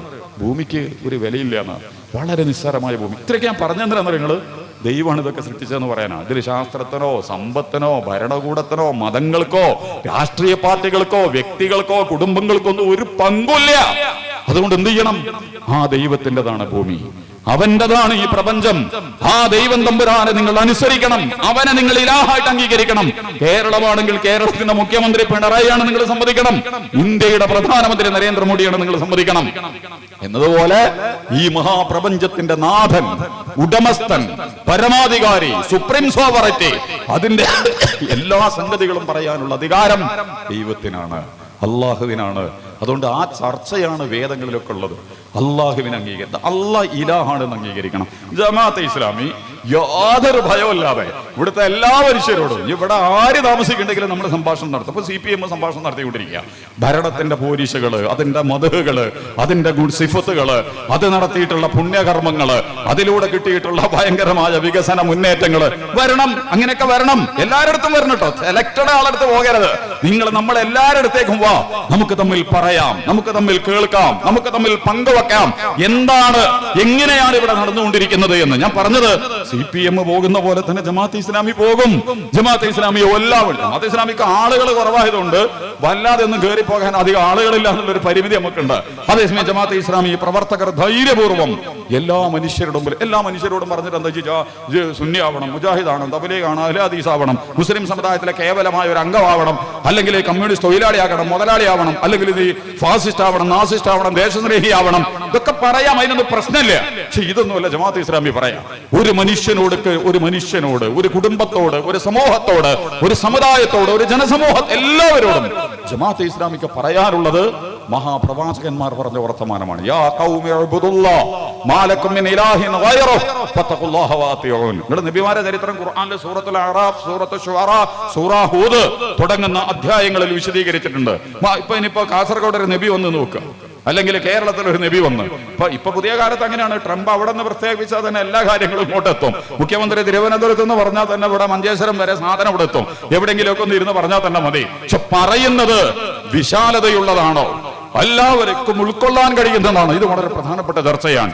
ഒരു നബി കാസർഗോഡ് വന്നാൽ എന്താ വിളിക്കുക? മുസ്ലിങ്ങളെ വരിൻ, ഹിന്ദുക്കളെ വരിൻ, NSS SNDP-കാരെ വരുവിൻ, അല്ലെങ്കിൽ ഇന്ന ജാതിയിൽപ്പെട്ടവരെ, സമുദായത്തിൽപ്പെട്ടവരെ, അങ്ങനെയൊന്നും നബിമാര് വിളിക്കൂല. നമ്മൾ നേരത്തെ പറഞ്ഞില്ല യുഹന്നാസ്, ഒന്നിക്കൽ അല്ലയോ മനുഷ്യന്മാരെ, എല്ലാ മനുഷ്യരെയും. പ്രവാചകന്മാർ പിന്നെയും വിളിക്കുന്നത് യാ ഖൗം, എന്റെ നാട്ടുകാരെ, എന്റെ സമൂഹമേ. ജാതിപത വ്യത്യാസമല്ലാതെ ഇത് കോൺഗ്രസും CPM, ഹിന്ദുവും മുസ്ലിമും, സുന്നി മുജാഹിദും തബ്ലീഗും തൊഴിലാളിയും മുതലാളിയും കറുത്തോനും വെളുത്തോനും എല്ലാവരെയും ചേർത്തിട്ട് പ്രവാചകൻ വിളിക്കും. യാ ഖൗമി ഉബ്ദുല്ലാഹ്, എന്റെ സമൂഹമേ, നിങ്ങൾ അല്ലാഹുവിനെ അംഗീകരിക്കണം, ഇബാദത്ത് ചെയ്യണം. ഇബാദത്ത് എന്ന് പറഞ്ഞാൽ അംഗീകരിക്കുക, അനുസരിക്കുക, അടിമപ്പെടുക, ആരാധിക്കുക.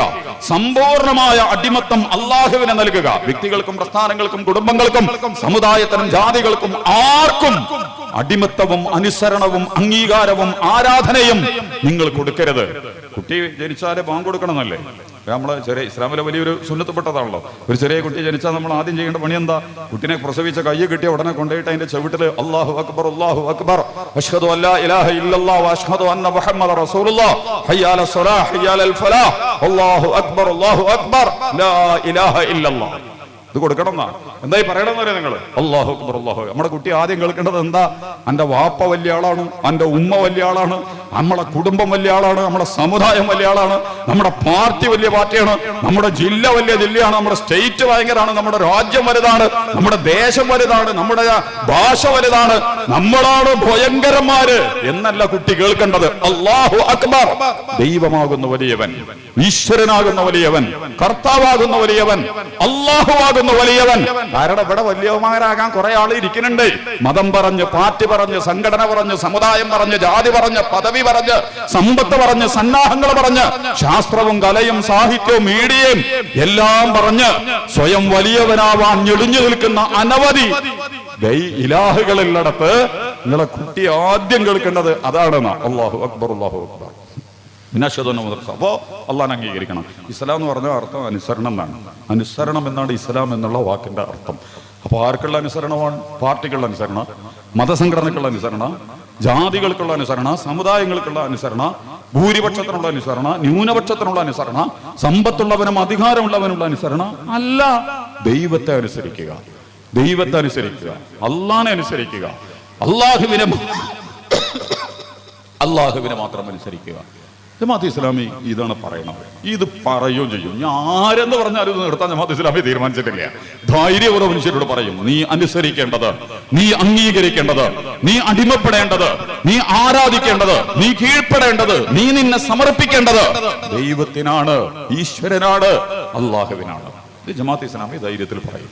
രണ്ടാമത്തത് മുഹമ്മദ് റസൂലുള്ളാഹ്. മുഹമ്മദ് നബി അള്ളാഹുവിന്റെ റസൂലാകുന്നു. മുഹമ്മദ് നബി അള്ളാഹുവിന്റെ റസൂലാകുന്നു. റസൂലാകുക എന്ന് പറഞ്ഞാൽ പലതരം റസൂലുമാരുണ്ടാവും. പാർട്ടി റസൂല്, സംഘടനാ റസൂല്, ജാതി റസൂല്, സമുദായ റസൂല്, വ്യവസായ റസൂല്, മാർക്കറ്റ് റസൂല്, പരിസ്ഥിതി റസൂല്, ശാസ്ത്ര റസൂല്, വിദ്യാഭ്യാസ റസൂല്, സാമ്പത്തിക റസൂല്, കലാസാഹിത്യ റസൂല്, കായിക റസൂല്, ഓരോന്നിനെയും പ്രതിനിധീകരിക്കുന്ന പലരും വന്നിട്ട് ഇതാണ് വലുത്, ഇങ്ങനെയാണ് വേണ്ടത്, ഞാനാണ് ഇതിന്റെ പരമാധികാരി എന്നൊക്കെ പ്രഖ്യാപിച്ചിട്ട് ഓരോരുത്തരും സംസാരിക്കും. മനുഷ്യ ജീവിതവുമായി ബന്ധപ്പെട്ട വൈവിധ്യമുള്ള മേഖലകളിൽ പലതിനെ സംബന്ധിച്ചും അതോറിറ്റിയായി പലരും സംസാരിക്കുമ്പോ ഇസ്ലാം പഠിപ്പിക്കുന്ന, വേദഗ്രന്ഥങ്ങൾ പഠിപ്പിക്കുന്ന അടിസ്ഥാനപരമായ പ്രമാണം ജാതി മത സമുദായ വർഗ പാർട്ടി ദേശ ഭാഷ സംഘടനകളുടെ പ്രതിനിധികളെയല്ല, അടിസ്ഥാനപരമായ തീരുമാനങ്ങൾ പറയുന്നവരായിട്ട് നിങ്ങൾ അംഗീകരിക്കേണ്ടത് മഹാപ്രവാചകന്മാരെയാണ്, പുണ്യപുരുഷന്മാരെയാണ്, അമ്പിയാക്കളെയാണ്, റസൂലുമാരെയാണ്, മഹാനബിമാരെയാണ്. ആ നബിമ 100,000-ലധികം വന്ന നബിമാരിൽ, പ്രവാചകന്മാരിൽ, മഹാ ദൗത്യങ്ങൾ നിർവഹിച്ച വിശുദ്ധ പുണ്യ പുരുഷന്മാരിൽ, വിപ്ലവകാരികളിൽ, വിശുദ്ധന്മാരിൽ, വിമോചന പ്രവർത്തനങ്ങൾക്ക് നേതൃത്വം നൽകിയവരിൽ അവസാനത്തെ കണ്ണിയാണ് മുഹമ്മദ് നബി സല്ലല്ലാഹു അലൈഹി വസല്ലം. മുഹമ്മദ് നബി പറഞ്ഞിട്ടുണ്ടോ? നമ്മളെല്ലാവരും കേൾക്കും.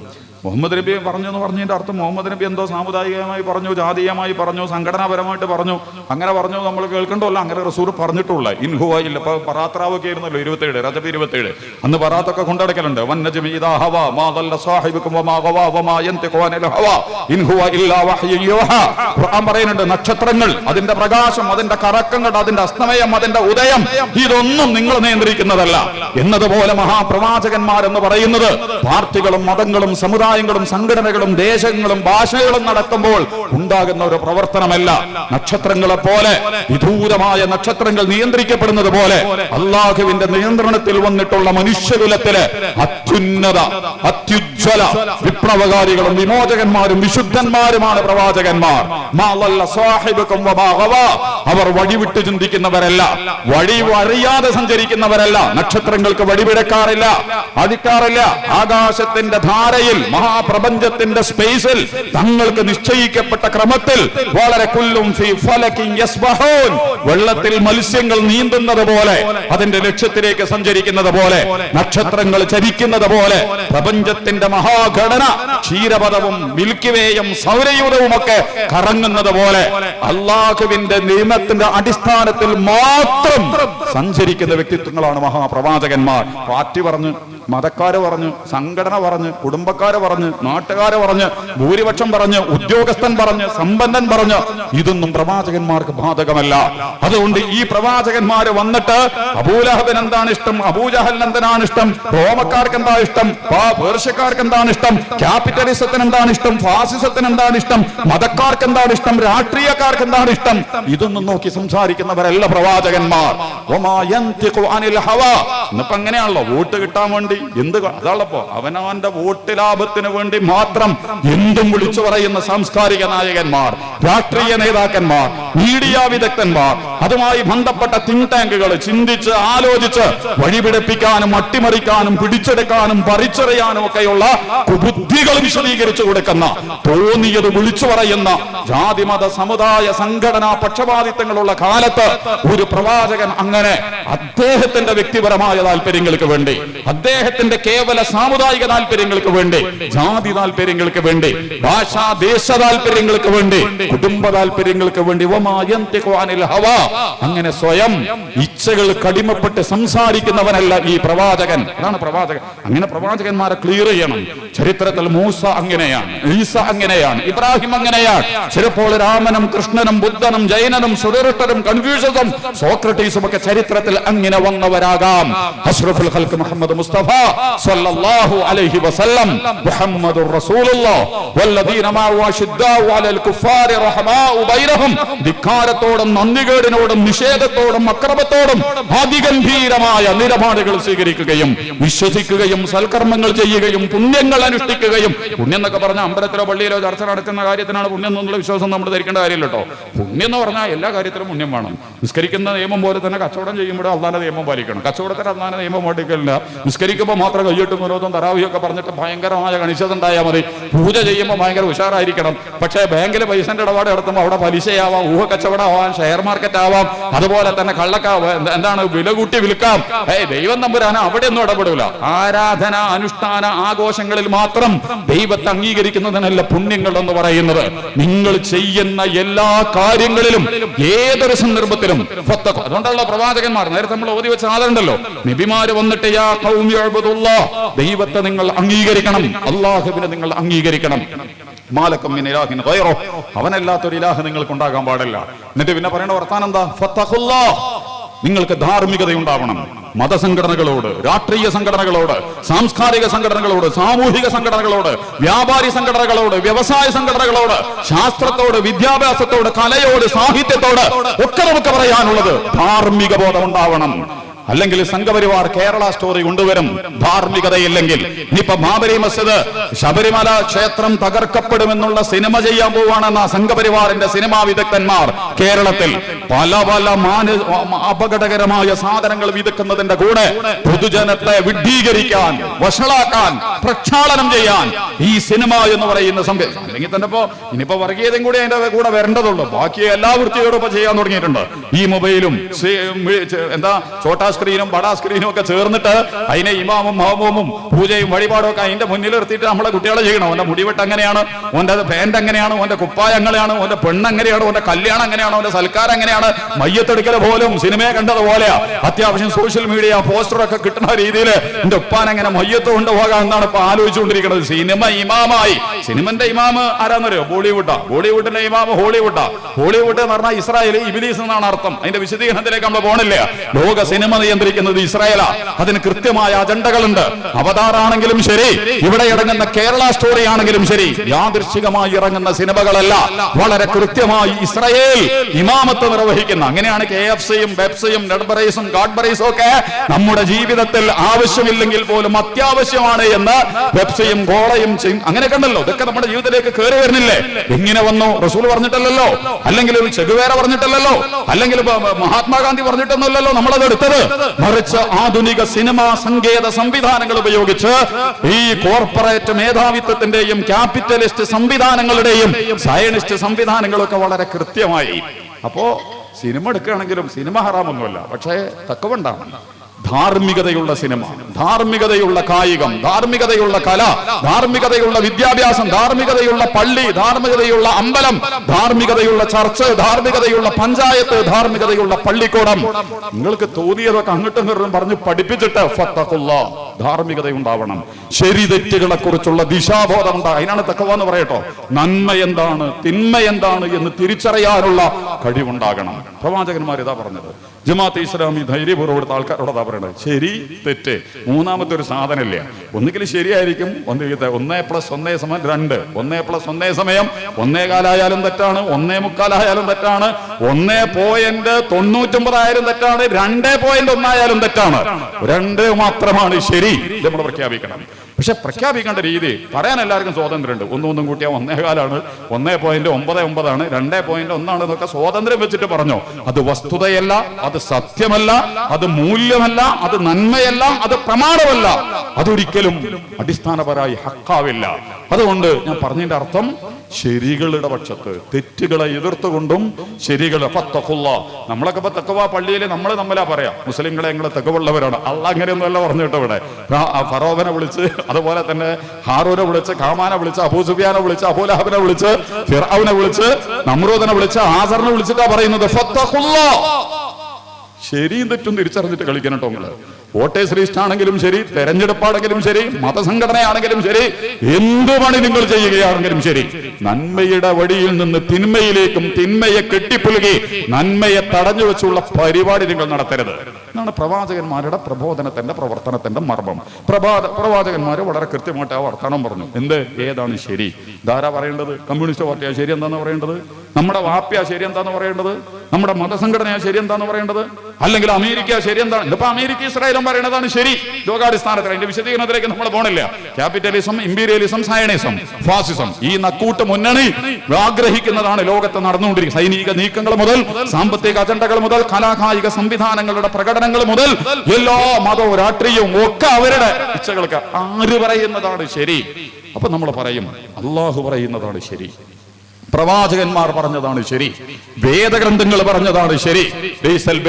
നന്മ എന്ന് പറയുന്നത്, ശരി എന്ന് പറയുന്നത്, അമ്പലത്തിലും പള്ളിയിലും പാർട്ടി ഓഫീസിലും ഒക്കെ പോയിട്ട് തെക്കും വടക്കും പടിഞ്ഞാറും നിന്നിട്ട് പൂജയും വഴിപാടും കുമ്പസാരം സമ്മേളനവും നടത്തി പിരിയലല്ല പുണ്യം, മറിച്ച് നന്മ എന്ന് പറയുന്നത്, ശരി എന്ന് പറയുന്നത്, പുണ്യം എന്ന് പറയുന്നത് മൻ ആമന ബില്ലാഹി വൽ യൗമിൽ ആഖിരി വൽ മലായികതി വൽ കിതാബി വൻ നബിയ്യീൻ, അല്ലാഹുവിനോടുള്ള വിശ്വാസത്തിന്റെ അടിസ്ഥാനത്തിൽ, മരണാനന്തര ജീവിത വിശ്വാസത്തിന്റെ അടിസ്ഥാനത്തിൽ, മലായികത്തുകളിലുള്ള വിശ്വാസത്തിന്റെ അടിസ്ഥാനത്തിൽ, പ്രവാചകന്മാരിലും വേദഗ്രന്ഥങ്ങളുടെയും വിശ്വാസത്തിന്റെ അടിസ്ഥാനത്തിൽ രൂപപ്പെടുന്ന ഏറ്റവും നല്ല കർമ്മങ്ങൾ മാത്രമാകുന്നു പുണ്യം. ഈ 5 മറ്റും ദൈവമുണ്ടോ? ഇല്ല. മരണാനന്തര ജീവിതമുണ്ടോ? ആവശ്യമില്ല. അള്ളാഹു ആവശ്യമുണ്ടോ? ആവശ്യമില്ല. ഖുർആൻ വേണോ? ആവശ്യമില്ല. മുഹമ്മദ് നബി വേണോ? വേണ്ടതില്ല. പ്രവാചകന്മാർ വേണോ? ഒന്നും വേണ്ടതില്ല. അള്ളാഹ് സ്വീകരിക്കില്ല. പുണ്യം പ്രവാചകന്മാർ. അപ്പൊ ഞാൻ പറഞ്ഞത് നന്മ നന്മയാണ്, തിന്മ തിന്മയാണ്.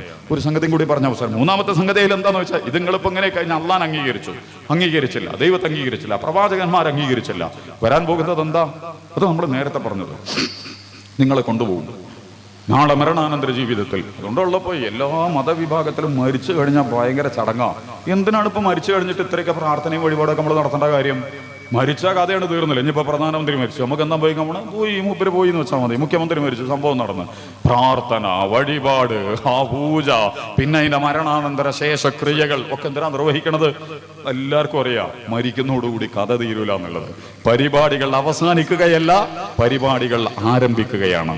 ഉമ്മയുടെ ഗർഭപാത്രത്തിൽ നിന്ന് ഭൂമിയിലേക്ക് ഇറങ്ങി വരുമ്പോൾ ജീവിതം അവസാനിക്കുകയല്ല, മറ്റൊരു ജീവിതം തുടങ്ങുകയാണ്. പക്ഷെ കുട്ടിക്കറിയാം അതിൻ്റെ ഏറ്റവും നല്ല സുഖമുള്ള ജീവിതാട്ടോ ഉമ്മാന്റെ ഗർഭപാത്രത്തില്. ചെലവില്ല, അധ്വാനല്ല, ഒക്കെ നമുക്ക് ഇങ്ങനെ കിട്ടിക്കൊണ്ടിരിക്കുകയാണ് എല്ലാ സാധനവും. ആ കുട്ടിയോട് പോയിട്ട് ഭൂമിയുണ്ട്, ഭൂമിയിലെ ട്രംപ് ഉണ്ട്, അവിടെ പിണറായി ഉണ്ട്, അവിടെ നരേന്ദ്രമോദി ഉണ്ട്, രോഹിത് ശർമ്മ ഉണ്ട്, വിരാട് കോഹ്ലി ഉണ്ട്, മെസ്സി ഉണ്ട്, റൊണാൾഡോ ഉണ്ട്, എംബാപ്പി, അളാപ്പി, മൂത്താപ്പി ഒക്കെ ഉണ്ട് എന്ന് നമ്മളെ പറയാൻ പോയാൽ ഈ കുട്ടിക്ക് ഒരിക്കലും ഇത് മനസ്സിലാവില്ല. ഭരണാനന്തര ഈ വയറെ കിടക്കുന്ന കുട്ടിയോട് നമ്മൾ പറയാണ്, കുട്ടി നിനക്ക് ഭൂമിയിലേക്ക് വന്നാൽ ഭൂമിയിൽ റോഡുണ്ട്, ബേക്കൽ ഫോർട്ട് ഉണ്ട്, ചെങ്കോട്ടയുണ്ട്, ഹിമാലയമുണ്ട്, ആൽപ്പസ് ഉണ്ട്. എന്താ ആൽപ്പസും ഹിമാലയവും ചെങ്കോട്ടയൊക്കെ ഉമ്മാന്റെ വയറ്റ് കിടക്കുന്ന കുട്ടിക്ക്, അമ്മയുടെ വയറ്റ് കിടക്കുന്ന കുട്ടിക്ക് ഒരു സാധനം ഉണ്ടാവില്ല.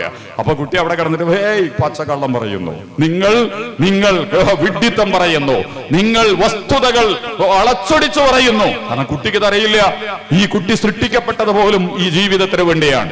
ആ ഉമ്മയുടെ വയറ്റിൽ നിന്ന് പുറത്തു വരുന്നത് യാഥാർത്ഥ്യമാണെങ്കിൽ ഭൂമി വിട്ടുള്ള മറ്റൊരു സഞ്ചാരം എന്ന് പറയുന്നത് അതിനേക്കാൾ വലിയ ബർസഖിലേക്കും മരണാനന്തര ജീവിതത്തിലേക്കും. അല്ലാഹുമ്മ ലാ ആയിഷ ഇല്ലാ ആയിഷൽ ആഖിറ. അഷ്റഫുൽ ഖൽഖ് മുഹമ്മദ് മുസ്തഫ സ്വല്ലല്ലാഹു അലൈഹി വസല്ലം ഖൈബറിന്റെയും ഖന്തക്കിന്റെയും ബദറിന്റെയും ഒക്കെ സന്ദർഭങ്ങളിൽ കഠിനമായ പരീക്ഷണങ്ങളിൽ ഉടറുമ്പോൾ സഹാബെ കിറാമിൻ റളിയല്ലാഹു അൻഹും അവരോട് പറയുന്ന വർത്താനം അല്ലാഹുമ്മ ലാ ആയിഷ ഇല്ലാ ആയിഷൽ ആഖിറ. അല്ലാഹുവേ, യഥാർത്ഥ ജീവിതം മരണാനന്തര ജീവിതമാണ്. ഈ ജീവിതം വളരെ ചെറുതാണ്. അദ്ദുനിയാ ലൈബുൻ വലഹുൻ വതഫാഖറുൻ ബൈനകും വതകാഫറുൻ ബിൽ അംവാലി വൽ അൻഫുസ്. ഇതിന് അടിസ്ഥാനങ്ങളില്ല. ഇത് വളരെ പെട്ടെന്ന് തീർന്നു പോകുന്നതാണ്. അല്ലാഹുവേ, മരണാനന്തര ജീവിതമാണ് വലുത്. എല്ലാവരോടും പറയുന്നത്, ഹിന്ദു മുസ്ലിമോ ക്രിസ്ത്യാനോ ആരാവട്ടെ, ജമാഅത്തെ ഇസ്ലാമി ധൈര്യപൂർവ്വം പറയും, എന്ത് മരണാനന്തര ജീവിതത്തിന് വേണ്ടി നിങ്ങൾ നിങ്ങളെ സജ്ജരാക്കുക. ദൈവത്തിന്റെ മുമ്പിലേക്ക്, ഈശ്വരന്റെ മുമ്പിലേക്ക്, അള്ളാഹുവിന്റെ മുമ്പിലേക്ക് പുണ്യങ്ങൾ കൊണ്ടും നന്മകൾ കൊണ്ടും മൂല്യങ്ങൾ കൊണ്ടും കടന്നു ചെല്ലുക. അക്രമവും അനാശാസ്യതയും അധർമ്മവും അനീതിയുമായിട്ട് നിങ്ങൾ ദൈവം എന്ത് പറഞ്ഞു ചെന്നാലും അള്ളാഹു നിങ്ങളെ വെറുതെ വിടില്ല, ദൈവം നിങ്ങളെ വെറുതെ വിടില്ല. ഇസ്രായേലിനെ വെച്ചിട്ട് അള്ളാഹ് പ്രത്യേകിച്ച് പറഞ്ഞു, ഇപ്പം മരണാനന്തര ജീവിതത്തെക്കുറിച്ച് ജമാഅത്തെ ഇസ്ലാമി ധൈര്യപൂർവ്വം പറയും. ഇതും ഭൗതിക പ്രത്യയശാസ്ത്രങ്ങൾ പറയാത്തതാണ്. മരണാനന്തര ജീവിതമുണ്ട്. നിങ്ങൾ ഏത് മതവും രാഷ്ട്രീയവും എന്ത് പറഞ്ഞിട്ടും കാര്യമില്ല. അല്ലാഹു സുബ്ഹാനഹു വ തആല ഇന്നാ ലില്ലാഹി വ ഇന്നാ ഇലൈഹി റാജിഊൻ, മരണത്തോടുകൂടി നിങ്ങൾ മടങ്ങിപ്പോകുന്നത് ഫമുലാഖി, അള്ളാഹുവിൻ്റെ മുമ്പിലേക്കാണ്. അവൻ നിങ്ങളോട് കാര്യങ്ങൾ വളരെ കൃത്യമായിട്ട് ചോദിക്കും. ജമാഅത്തെ ഇസ്ലാമി പറയുന്നു, മനുഷ്യരെ നിങ്ങളുടെ ജീവിതത്തിന് നന്മയുള്ളതാക്കുക, ദൈവത്തിന് ഇഷ്ടപ്പെട്ടതാക്കുക, പ്രവാചകന്മാർ പഠിപ്പിച്ചതിന്റെ അടിസ്ഥാനത്തിൽ പോവുക. നമ്മുടെ രാജ്യത്തും ലോകത്തും നിലനിൽക്കുന്ന സകല തിന്മകൾക്കുമെതിരെ മൂല്യങ്ങളുടെയും നന്മയുടെയും പക്ഷത്ത് നിന്നുകൊണ്ടുള്ള ഉജ്ജ്വലമായ സന്ദേശങ്ങളുമായിട്ട് നിങ്ങൾ കടന്നു പോകുക. ജമാഅത്തെ ഇസ്ലാമി അതിനുവേണ്ടി നന്നായിട്ട് വർക്ക് ചെയ്യുന്നുണ്ട്. ഈ ചെറിയ സംഘം ഈ രാജ്യത്തെ എല്ലാവരും കാണാൻ കഴിയുന്നിടത്തോളം എല്ലാവരോടും സംസാരിക്കുമ്പോൾ ഈ 3 വിഷയങ്ങൾ വളരെ കൃത്യമായിട്ട് പറയും. ഇനി രണ്ടാമത്തെ, ജമാഅത്തെ ഇസ്ലാമി ഈ കാര്യങ്ങൾ പറയാൻ ജമാഅത്തെ ഇസ്ലാമിക്ക് സ്വീകരിക്കുന്ന രീതിശാസ്ത്രം എന്താ? ആക്രമണ, അടിച്ചമർത്തല, തെറ്റിദ്ധരിപ്പിക്കല, കള്ളത്തരം പറയല, ആക്ഷേപിക്കല, പരിഹസിക്കല, അല്ലെങ്കിൽ വില കുറച്ച് കാണിക്കല, ഒന്നുമല്ല. ജമാഅത്തെ ഇസ്ലാമിയെ നിങ്ങൾക്ക് നിരീക്ഷിക്കാം. ഒരു പ്രസ്ഥാനത്തെയും ജമാഅത്തെ ഇസ്ലാമി കാണ്ടടച്ച് വെടിവെക്കാറില്ല. സംഘടനകളുമായി പല സംഘടനകൾക്കും പലതിനും, കോൺഗ്രസ് എന്ന് പറയുമ്പോൾ തന്നെ CPM ആകെ ദേഷ്യം പിടിക്കും. മുസ്ലിം ലീഗ് എന്ന് പറയുമ്പോൾ പിന്നെ സഹിക്കാനേ പറ്റണില്ല. CPM അതൊരു അജണ്ടയുണ്ടോ? കേരളത്തിലെ UDF തകർക്കണമെങ്കിൽ മുസ്ലിം ലീഗിനെ പൊളിക്കണം എന്ന് ഇവർ ആഗ്രഹിക്കുന്നുണ്ട്. മുസ്ലിം ലീഗിനെ തകർത്ത് കളയണമെന്ന് ഇവരുടെ ഈടൻ അജണ്ട ഉണ്ട്. സംഘപരിവാരത്തിനുണ്ട്. CPM ആ കെണിയിൽ വീണ് പോയിരിക്കുന്നു. അതുകൊണ്ട് കാരണം മുസ്ലിം ലീഗിന്റെ UDF പ്രധാനപ്പെട്ട കരുത്തുകളിലൊന്ന് വളരെ കരുത്തുള്ള ഉറച്ച വോട്ട് ബാങ്കുള്ള മുസ്ലിം ലീഗാണ്. അതുകൊണ്ട് മുസ്ലിം ലീഗിന് എന്ത് മുസ്ലിം ലീഗ് എല്ലാം കൂടി ഭയങ്കര ഒരു പ്രശ്നമില്ലാത്ത സംഘടനയാണെന്നൊന്നുമല്ല ഞാൻ പറയുന്നത്.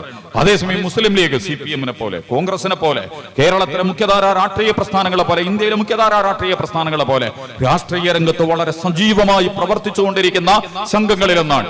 അതിനെ നിരീക്ഷിക്കുന്ന എല്ലാവർക്കും അറിയാം, സാമുദായികമായി, വർഗീയമായി, അതുപോലെ തന്നെ കലാപപരമായ അത്തരം വ്യക്തികളോ അല്ലെങ്കിൽ അവിടെ ഇവിടെയൊക്കെ ചിലർക്ക് അല്ലറ ചില്ലറ പ്രശ്നങ്ങൾ ഉണ്ടാകുമെന്നുള്ളതിന്റെ അപ്പുറം അതിന്റെ ഭരണഘടനാ സംവിധാനങ്ങളിലോ അതിന്റെ പ്രയോഗങ്ങളിലോ പ്രസരണങ്ങളിലോ ഒന്നും ഒരിക്കലും ആ രീതിയിൽ മുന്നോട്ട് പോകാൻ തീരുമാനിച്ചൊരു പ്രസ്ഥാനമല്ല. പക്ഷെ ആ മുസ്ലിം ലീഗിനെ മുന്നിൽ വെച്ചുകൊണ്ട് CPM അകത്തളങ്ങളിൽ നിന്നും ജാതി സമുദായ നേതാക്കന്മാരുടെ ഭാഗത്തു നിന്നൊക്കെ കാസർഗോഡിനെ, കാരണം കാസർഗോഡും മലപ്പുറം ജില്ലയിലും ഒക്കെ ഉള്ളത് ഈ വിഭാഗമാണ് കൂടുതൽ. കാസർഗോഡ് ജില്ലയിൽ മുസ്ലിങ്ങൾ മാത്രമൊന്നുമല്ല, മലപ്പുറം ജില്ലയിൽ മുസ്ലിങ്ങൾ മാത്രമൊന്നുമല്ല ഉള്ളത്, എല്ലാ തരത്തിലുള്ള ആളുകളും ഇവിടെ താമസിക്കുന്നുണ്ട്.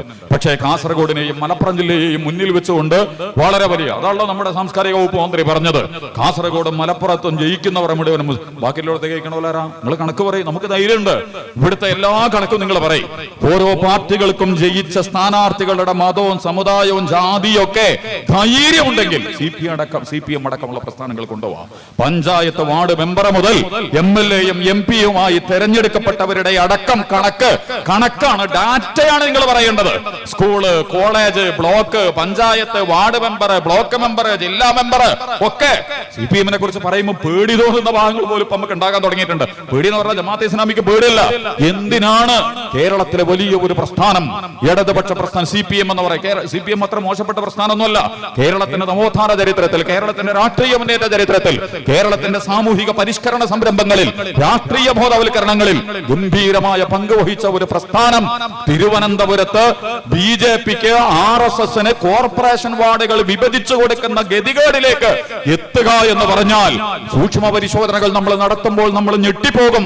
14,000 17,000 ഒക്കെ മെമ്പർമാരുള്ള മുസ്ലിങ്ങളുടെ ഒരു വാർഡ്, 3000 4000 ഉള്ള RSSന് ജയിക്കാൻ പറ്റിയ വേറൊരു വാർഡ്.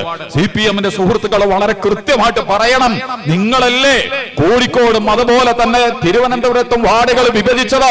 നിങ്ങൾക്ക് ജനാധിപത്യ ബോധമുണ്ടോ? സോഷ്യലിസ്റ്റ് ബോധമുണ്ടോ?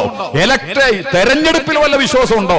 ഉണ്ടെങ്കിൽ നിങ്ങൾ ഇങ്ങനെയാണ് 17,000 14,000 ഒരു വാർഡ്, ഒരു കൗൺസിലർ, ഭീമാപ്പള്ളി, പൂന്തുറ, പെരുമാന്തുറ, മുസ്ലിങ്ങൾ തിങ്ങി താമസിക്കുന്ന പ്രദേശങ്ങൾ. അതേസമയം സംഘപരിവാരത്തിന് വോട്ട് ബാങ്ക് ലഭിക്കുന്ന സ്ഥലങ്ങളിൽ 3000 മുതൽ 4000 വരെയുള്ള വോട്ടർമാർ, അവർക്ക് ഒരു കൗൺസിലർ. എന്ത് സെക്യുലറിസം ആയത്? എന്ത് സോഷ്യലിസം ആയത്? എന്ത് ജനാധിപത്യമാണിത് നിങ്ങൾ ചെയ്ത? കോഴിക്കോട് കോർപ്പറേഷനിൽ BJP-ക്ക് സംഘപരിവാരത്തിന് ഒരു മുന്നേറ്റവും ഈ തെരഞ്ഞെടുപ്പിൽ ഉണ്ടായിട്ടില്ല. നമ്മളാരും പേടിക്കേണ്ട കാര്യമല്ല. ഈ തെരഞ്ഞെടുപ്പിൽ ഏറ്റവും സന്തോഷകരമായ വസ്തുത എന്ന് പറയുന്നത്, കേരളം സംഘപരിവാരവും CPM-ഉം പ്രചരിപ്പിക്കുന്നിടത്തല്ല, സമുദായ സംഘടനകൾ പറയുന്നിടത്തല്ല, അതിനപ്പുറമുള്ള രാഷ്ട്രീയ സാക്ഷരത പ്രകടിപ്പിക്കുന്നിടത്തേക്ക് കേരളത്തിലെ പൊതുസമൂഹം വളരെ സജീവമായി രംഗത്ത് വന്നിരിക്കുന്നു എന്നുള്ളതിന്റെ ഏറ്റവും പ്രകടമായ തെരഞ്ഞെടുപ്പ്. കാരണം അതിന് മാത്രം രാജീവ് ചന്ദ്രശേഖരൻ എന്ന് പറയുന്ന എണ്ണപ്പെട്ട മുതലാളിയുടെ കീഴിൽ എല്ലാവിധ സാമ്പത്തിക സന്നാഹങ്ങളും മീഡിയ സംവിധാനങ്ങളെയും കൂട്ടുപിടിച്ച് സംഘപരിവാർ എയ്തുവിട്ട വിഷവിത്തുകൾക്ക് ഒരു കണക്കില്ല കേരളത്തിൽ. അതുപോലെ തന്നെ CPM ഇരുട്ടുകൊണ്ട് CPM-ന് കുറെ പ്രശ്നങ്ങളുണ്ട്. CPM-ന്റെ പൊളിറ്റിക്കൽ അഭ്യാസങ്ങൾ, അതിജീവനത്തിൽ അവർ നടത്തിക്കൊണ്ടിരിക്കുന്ന കളികൾ ഇതെവിടെയാണ് ചെന്നുമുട്ടെ? ഞാൻ അതുകൊണ്ടാണ് പറഞ്ഞു, CPM നിലനിൽക്കേണ്ട ഒരു പ്രസ്ഥാനമാണ്. പക്ഷെ നിലനിൽക്കേണ്ടത് സ്വന്തം അസ്തിത്വം കൊണ്ടാണ്, സ്വന്തം ആദർശങ്ങൾ കൊണ്ടാണ്, അതിൽ അടിയുറച്ച നിലപാടുകൾ കൊണ്ടാണ്.